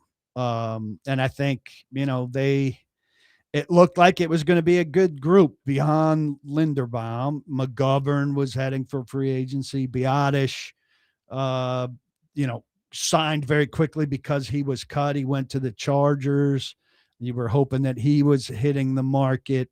Who am I missing that disappeared very quickly? And so all this, you got Mays, McGovern, Biotish. Yeah. I didn't have Mays on my list of guys there, but all of the. Oh, why? Why do you think that is, Robbie? No, it wasn't. My a thing. God, it was because of hater. It was because of the names that I heard from them. But now it's down. I mean, there's still guys out there. I think Posick hasn't signed. Fortner is a name that I heard. He hadn't signed. They need somebody at center to at least compete there, and better than Levin. People are fascinated with Levin. Levin's not a starting center. Yeah. And now with Schlottman, Schlottman might be their Levin now. Right guard, I still think they're going to go veteran, whether it's Zeitler, who I reported this morning. I think they're both. Zeitler's exploring his options. The Titans are exploring their options. They may reunite, or one of them may go a different direction. But I think there are some veteran guards out there. Oh, Fortner signed with Carolina yesterday. Somebody's telling me, so he's off the board. Thank you for that text. So that's a big concern. Interior offensive line. And they need to get that solidified, and that's a big problem if not. The other thing, I think a lot of people are jumping to Jeremiah Love conclusion about that number 4 pick based on what they've done. I'm looking at that defensive line. They've added a lot, but people are looking at Franklin Myers, and they're looking maybe at Jordan Elliott, and they're thinking, well, they've added to that end spot is still open. Yep. Opposite Johnson, very open, 100%, gapingly open. So that's plenty of room there for Bailey or Reese or Bain. So I would not conclude Jeremiah Love by any means. So we have a texter here on the YouTube chat, Red Sox 8947, who says PK is real quiet about his report on signing a veteran center. Do you owe an apology to Titans fans, especially a Red Sox and Titans fan here? The official period hasn't even opened, and but they might be screwed. Yeah, I'm just facetiously ripping you. But they did sign a veteran center. Yeah. Thank you very much for that. And also, also the list of veteran centers I gave you, as I said, dried up in a hurry. So I listed Linderbaum, Connor McGovern, Biotish, and Fortner. Well, Biotish was gone before the period opened. McGovern re-signed. Linderbaum got incredible money, and now Fortner's gone. So yes, I was wrong on the Titans signing one of those 4 guys. McGovern re-signed before the period opened, and Biotish was gone before the period opened. So my list of 4 was down to 2, and one of whom reset the center market by like $7 million a year. Right. So what it really means is that this is an area where they have whiffed. I mean, right? That's what it is. And that's alarming to me. I mean, it happens, but I agree. I just worry about that. If that's a ham and egg situation with backup guys shuffling in and out at center, man, again, one of the most underrated things about that era of really good Titans football that started 10 years ago was Ben Jones. And I mean, the Cushenberry signing made sense. It didn't work out, but it made sense. And it doesn't look like they have great options. And now. the previous, they're going to need someone to be a little bit of a surprise now, probably as a young player. It might be rough. Jackson Slater. Get ready. Yeah. And Jackson Slater is the guy they envision as their long-term center. So, I mean, if they could if have that's the case, he should be Zeitler-esque- good enough to play this year and do it then, right? I mean, if he can't, if you envision Not someone ready as your in long second term, year. yeah, but how could you not be ready in your second year to at least be functional if you're actually the long term answer? Well, I think there are two sides to that. I mean, that's a really good test case. In today's NFL, do you get enough in your first year as a fifth, as a mid-round pick? Do you get enough in your first year where most of it is preseason and training camp, which is early before you do a lot of the learning, but then there are only 11 padded practices during the year. They didn't play him enough late in the season. And then the change of coaching staffs and a new offensive line coach and a new system. Can a preseason get that guy ready? If he's as good as you say they think he is, I think he should be functional. Well, the other part of that think you too, have though, a slow first month, which it's like Oladejo also this year. Like, if he's going to be able to be a player, we're going to find out this year. Well, right? the other part of that but too, though, is Oladejo all along was going to be a third end kind of guy, right? That's where I've got a depth chart out, and I've got him as a second guy at one of the end positions, not as a frontline end. But now, if you went the Slater route, you're talking about a second-year quarterback and a center with virtually no experience. It's not a good combo. Like even Schlotman, Schlotman's been in the league since 2019, so that's good. He started 18 games in 85 career appearances. Right. So that's what he is. There's not But a ton of experience. Blake Bedingfield characterized Schlotman to me as a high-quality second guy on a good team. Yeah, and that's great, but yeah, you got to have that. That's first not guy. the situation. That's not the situation he's coming into right now. A lot more to get to on the free agency front with PK. We welcome your questions at 615-737-1025 on our text line. This is Robby and Rexrode, 1025 The Game.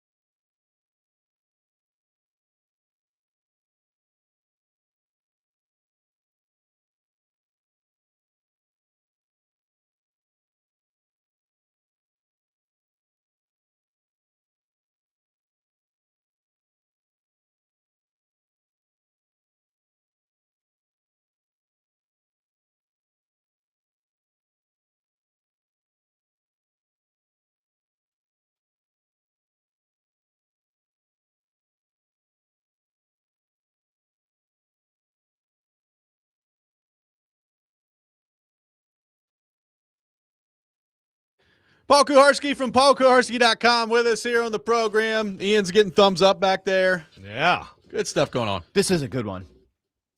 Yes, it is. But PK, this isn't deep cut enough for PK. You know, these Springsteen fans are like, It's a great song. Okay, well, good. I'm glad to hear that. I am too. May 2nd. Play Hungry Heart next. May 2nd. Love that Atlanta. song.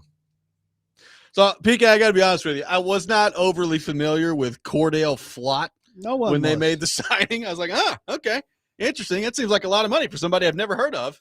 Then you do some reading and you study up a little bit, and looks like the Giants wanted him back in the fold, and that didn't happen. Analytically, looks pretty good out there. What do you make of overall? I mean, we've talked about Taylor. What do you make overall of what they've done at corner? What do you make of Flott specifically coming in from the Giants? Well, Connor Hughes, who covers the Giants, wrote that he's ready to re-sign with the Giants. Yep. And Yeah, we scooped you on that Saleh days ago. Thank you. made a hell of a pitch to pry him away. So that could become some Titans lore if he's good, and that can become some Titans lore if he's bad. We'll see. Drew Beatty, who does film pieces for paulkuharsky.com, will have I've got his file in hand. I will go from the show to edit that and get that up. So we should see some good snippets of a lot of guys in action by lunch. You edit the video? No, he gives me the video, okay. but I put the piece. I was gonna say, make goodness. the piece function. Come on now. Yeah, that'd be impressive. I'd pay so much money to watch you edit a video. It'd be, it'd be amazing. I do edit some video, but it's not where I want to spend my time. Can you crop this photo for me? I just don't get it. It's just weird. So look, I don't know much about Flott either. You know what they got 3 guys, 2 of them, 2 with good length. And they say they're physical and aggressive guys. They did not cover great according to PFF. But this team is going to start from the front, rush relentlessly, and in waves, and that should make life easier on the cornerbacks, which then makes you, wonder if you need to invest quite that much on the back end. But to me, if you both, find one more piece and you have a legit pass rush, Yep. guys like that they can be good starting corners. Yeah, then Cody Barton becomes the big question, and certainly like a better Mike linebacker than that. Sonny Styles? Saleh likes guys that can run. Well, you said you need the one more rusher, so who's the one more rusher? You can't have Styles and the top one more rusher. I'm just throwing out possibilities. Sonny Styles, David Bailey, Reuben Bain, Jeremiah Love. Get all of them. Will it be one of those 4? Probably, if I had to guess. Like, is there a 5th name that we are would you even Are throw? you presuming Reese is gone? I'm presuming he's gone, but maybe not. Yeah, and if I'm wrong on that, but yeah, I think I so. mean, it's Reese, Bailey, Bain. It's Love. I would put Styles at the end of that, just out of positional value. But if he's the next Fred Warner, Yeah, if he's the next Fred Warner, and if Love is the next, Walter Payton. Yeah. Well, Walter, but why'd you come up with that name? I just thinking I needed Walter an Payton's extremely not one of the best. I mean, he's not the best back ever. I needed an extremely good back. Okay. Do you think he's taking a shot at Barry he Sanders? I wants mean, Barry pretty Sanders. much. Yeah. It's Okay. like that's the first name that should come to mind. So where are you leaning right now? I need to see what else they do here. I mean, I still think Does that really matter that much? See, that's my argument does it really matter that much where they are as a team? Like, you just have to get the greatest football player you can get. Isn't it that simple? I don't care what they do from now. Yeah. I just don't know who the best one is. Yeah. That's the question. Yeah. Right. So my point is just that I don't care what they do. I just want who is the best player. But Tackle. see, if whatever tackle may be there, that's who it is. Which tackle's rated the highest? Now we going. So I'm torn about who that best player is. I don't know who that best player is, and I think you can make a case for positionally for the end, for the running, not positionally for the running back, but for Love specifically, for Styles specifically, probably. It certainly feels like they're leaving some offense for the draft. So what do you make right now of where they are at receiver as a whole? With Robinson coming in, you've got obviously DK and Io Manor, and Ridley still on the roster. So there's, Dobbs is gone now. I guess DeJuan Jennings is still out there. So they're, it's not like they have to be done in free agency, but you bring Robinson in for your big deal. I would assume they're drafting a receiver somewhere, 35. I think there could be some interesting options there. But what do you make of the Robinson signing, where the room is right now at wide receiver, and what it all means for Calvin Ridley? Yeah, they need more at wide receiver. I would say things are looking pretty good for Ridley. These decisions, I wrote a piece on Sunday about Ridley, which I think Ridley's has been more of a wait to see what they do thing. Maybe there's a health issue with Ridley. I don't know. Snead, certainly, he has 7.5 that guarantees Monday for injury. So they need him to check out healthy in order to be able to cut him and not guarantee that 7.5, which is no small number. I would think he's trending healthy. It's been a good while for him with this quad, which was not as serious as last time. I know people are thinking, oh, well, they're taking their time on this. It must mean they're thinking about keeping him. I got zero indications from anyone after asking a lot of people, from the time he got hurt about his potential to be around, and nobody's ever indicated that they expected him to stay. And now with the additions they've made, like, where would he even fit? No, I mean, he's gone, but the way you say that, though, okay, let me flip it around. Has anybody told you, oh, hell, he's gone? Yeah, I have heard he won't be back. Okay. But, there are a lot of people involved. So it would be a massive surprise if he was back, and something that they would have to really defend. Yeah. It wouldn't make any sense whatsoever. 0.0. I think keeping Ridley now would make sense, even though I would expect they would draft another wide receiver for sure at minimum. And there's room for Ridley in the room with another a highly drafted wide receiver. I mean, right now, I think let's say you got 3 receivers on the field, it's probably Ridley, Robinson, and who DK. you drafted. I mean, right now it'd probably be DK, but you're hoping it's who you draft maybe at 35. Yeah. So and then you get Io Manor and DK behind it. Well, all of a sudden, it's not a half bad receiver room right there. Well, I agree. Now, and then hopefully, there'd be a push and maybe Ridley would be overtaken. Right. So if they don't draft Jeremiah Love, speaking of offensive weaponry, so you're trading out Chig for Bellinger. We'll see at receivers we just talked about. If obviously they're not signing a back, so running back Pollard and Spears. Where does that rate for you on the excitement scale? Well, not well at all. First off, I mean, Pollard just lacks the explosion. I mean, I think Pollard can do the basics, but he's not going to turn a 20 into a 40. And those 20 yards you're losing there are big and highly valuable. I think in an ideal world for them, if they're not drafting Love where they are and doing maximum work on the roster and not putting that as a premium, they'd still find somebody they could pair with Pollard, maybe Brian Robinson type, something like that in free agency. I'm out on Tajay. I mean, I'm sick of hearing about how good he is in space and all that. Maybe they scheme better to get him the ball more in those situations, but I don't like handing the ball off to him and asking him to run between the tackles. He hasn't shown me that he can run between the tackles. So I don't want to see that. I think those are wasted snaps. Yeah. Just real quick on the Baltimore Hendrickson front, Rossini putting this out there. It says it's been made clear by multiple people around the NFL at all levels that Baltimore had all the information and understood where Max Crosby's knee was in terms of his recovery timeline. Many in the league believe Eric DeCosta and the Ravens ultimately just got cold feet. That was the latest tweet from Diana Rossini. So, okay. It's a bad look, but it's allowed. So remind me again what the Hendrickson deal. What do we know? 4 about years, $112 million. Incentives can get it up to 120. $120.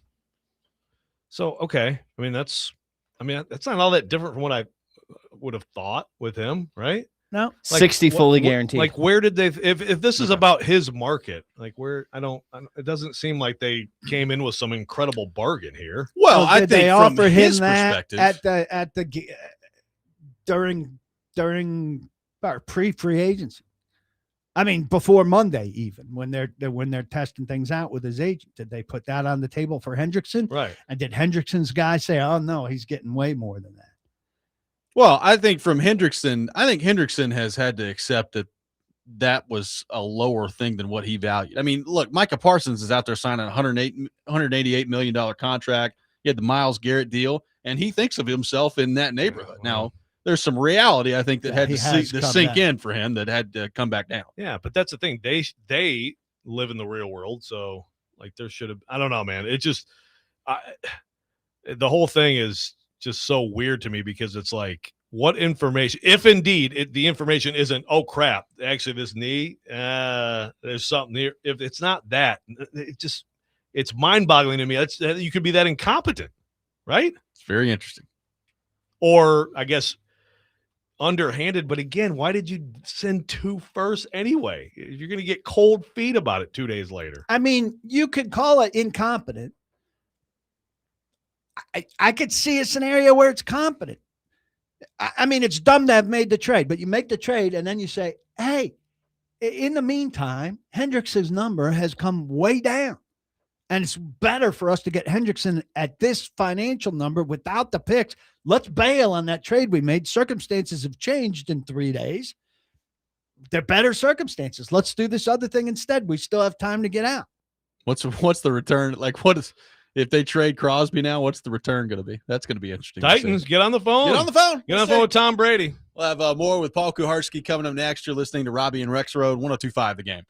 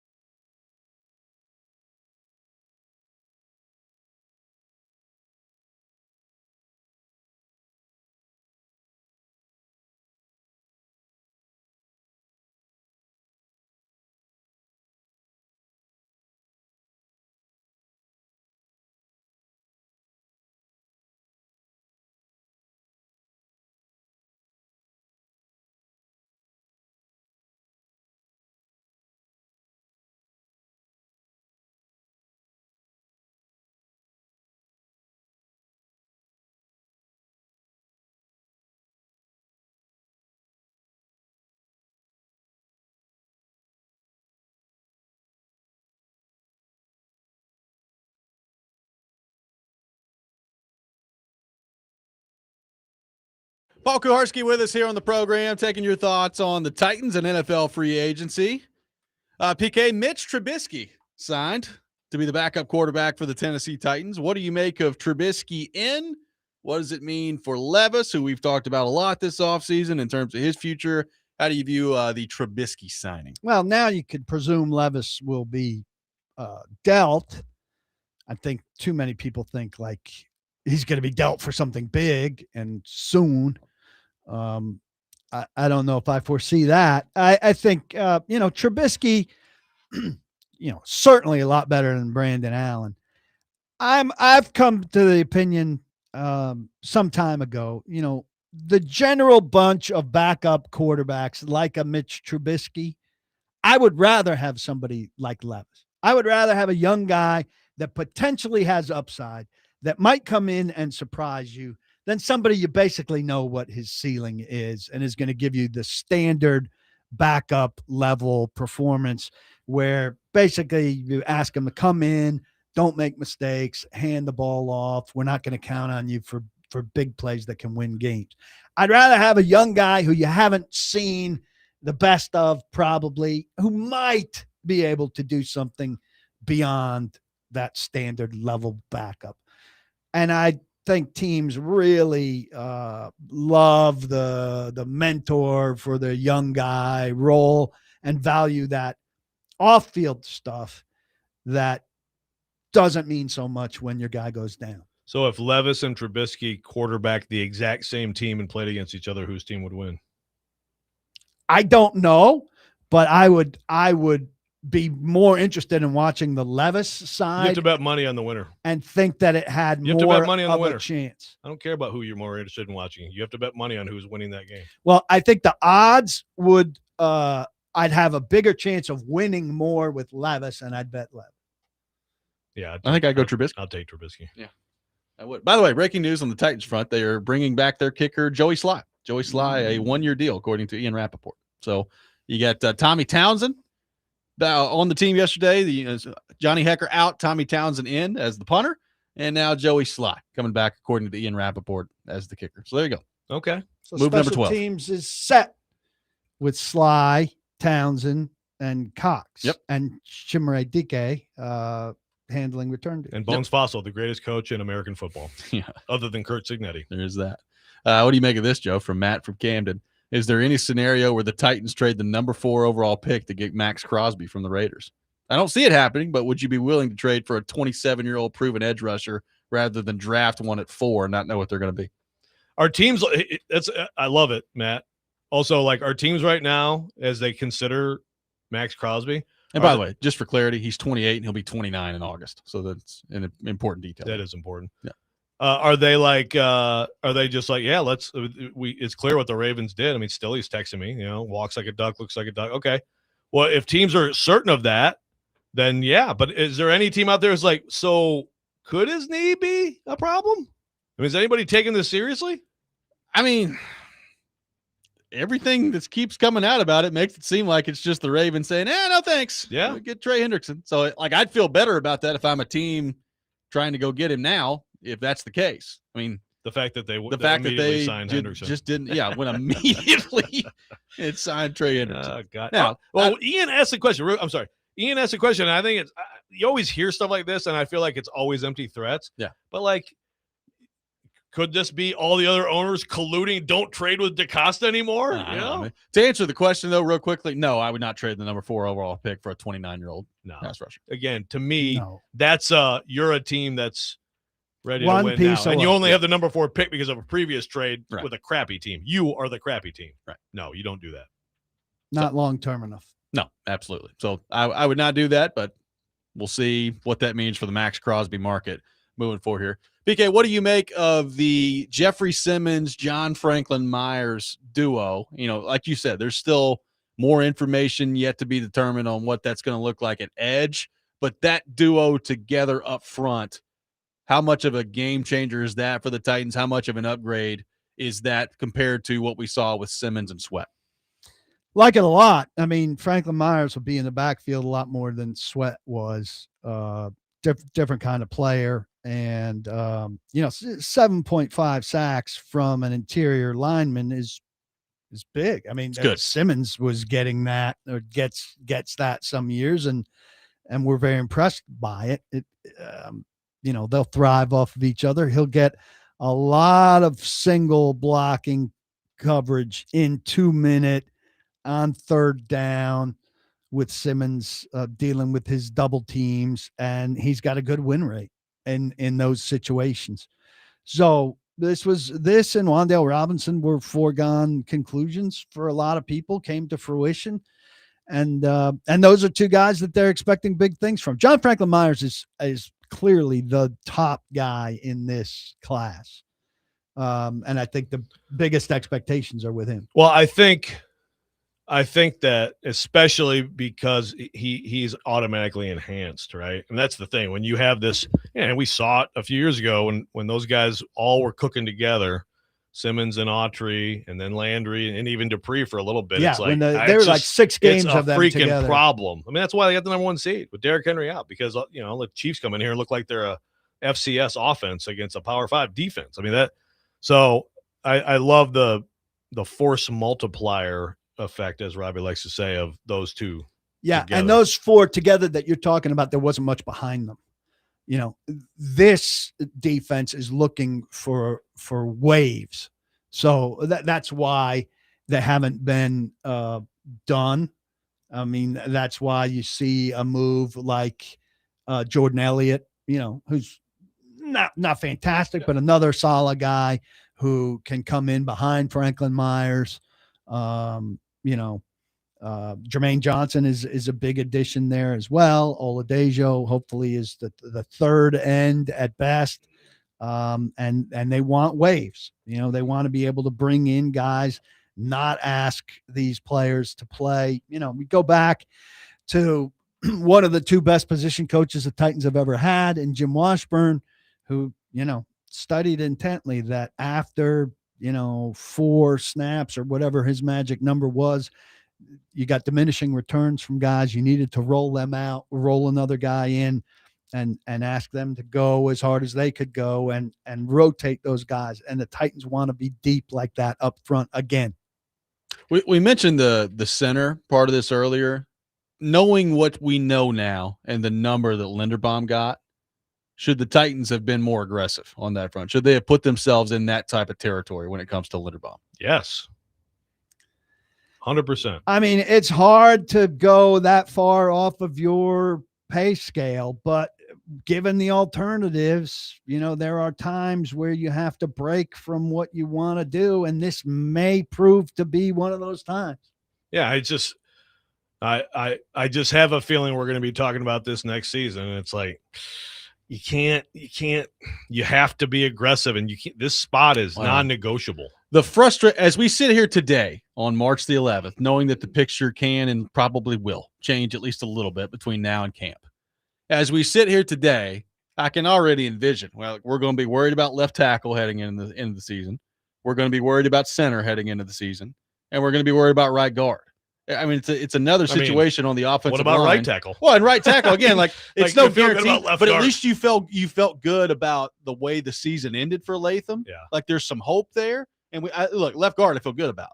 But I think right now we're again talking about, as we sit here today on March the 11th, 3 spots on the offensive line that you don't feel great about, and the fact that that's still the case after how much we've talked about the offensive line the last few years is frustrating. Yeah. And obviously, overall, there was a jump last year. I mean, if you look at any metric, they've gone from the worst in the league, right, for 2 years to they were probably, they were lower half, but there are a lot of bad offensive lines. Get Bill Callahan out of there, and it got better. Exactly. Yeah, and I mean, it's a big concern. But we're not talking about it the way we have in previous years because they've had all this action and because they've had holes at other spots. I think, there are still some guards.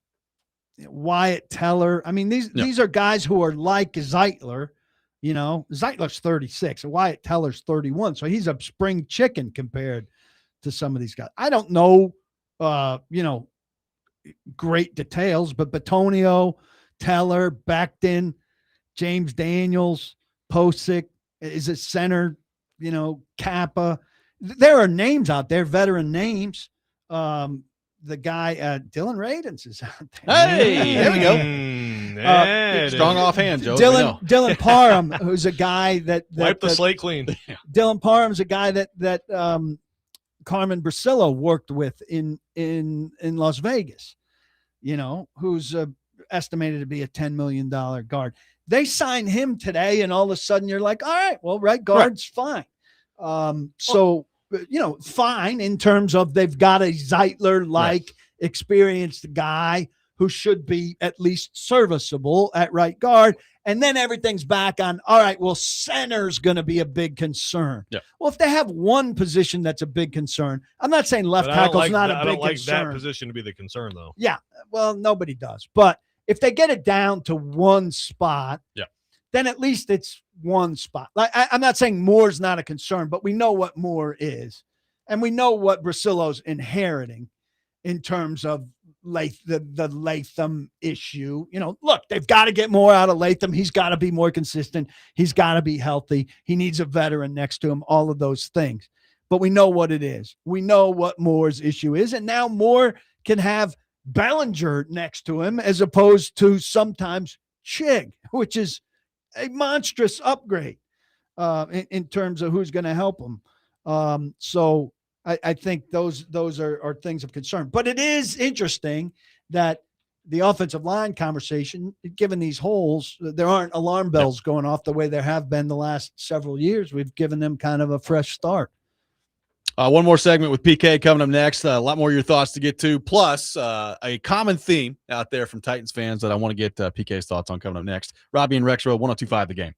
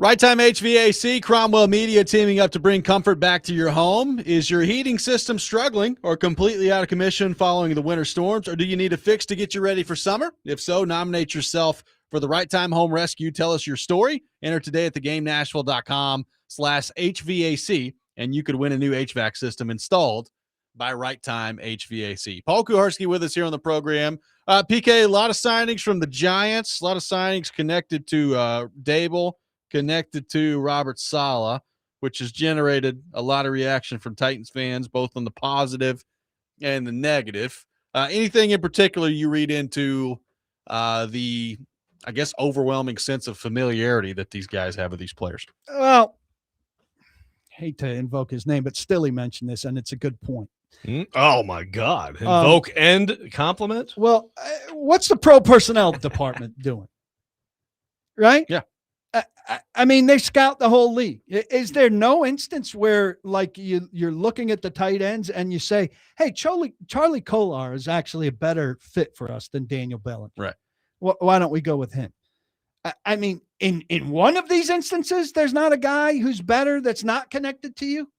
I know you want to know the guys and you want to have that, and a couple for sure are going to be connected. But that virtually every one of them is connected, it's overkill, and it's too much of a safety blanket, and it worries me. It does worry me.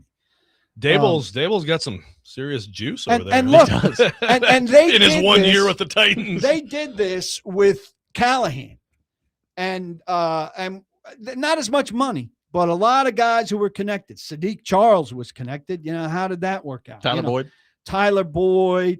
Ridley was connected to Nick Holtz. A lot of those guys were connected. This is a bigger scope of that, and that didn't work. Now, Logan Ryan, Malcolm Butler, those were John Robinson connections, and that did work. But that was a sprinkle. That wasn't the backbone of the spine of your new roster. I thought you were actually going to throw cold water on this thing, but you're fanning the flames. I mean, I don't disagree with you. It's a little bit much. There's a whole field out there, and you just happen to, out of your 11 guys, to have 8 that are connected. That all played a lot of losing football together in New York. Yeah. New Jersey, sorry. Yeah. Paul's hometown. It just seems a little overbearing. And then it's on top of hiring the brother of your GM as the linebackers coach and hiring the cousin of the head coach as it's a very insular. Yeah. It's going to be interesting to see how that part of it works out. Like I said, I mean, you can find good players on bad teams. So that part of it, the winning part of it, I don't have a whole lot of time for that. I'm not as big with that. But the familiarity part of it is interesting. Like, it's like, I know all these guys. Let's just go get them all. Bring them in here. But maybe expand the horizon. Is that not about culture? Was the culture good? Well, what was the culture like with the Giants? I don't know. I guess. Well, great cultures usually win. Right. Can you have a good culture and lose? Vrabel says that's when you test your culture. On the way, a lot of testing. On the way to building something. Yes. But you can't have a great culture and lose for 4 years. Maybe they were just building toward their ultimate destiny in Nashville. Which is Harbaugh taking over and bringing in a bunch of Ravens. Yeah. Congratulations to Wilt Chamberlain on his 100-point game all those years ago. PK, thank you for being with us. Always a joy. Don't block the box. Be sure to lock your locks. What did Tic Tac Titans think?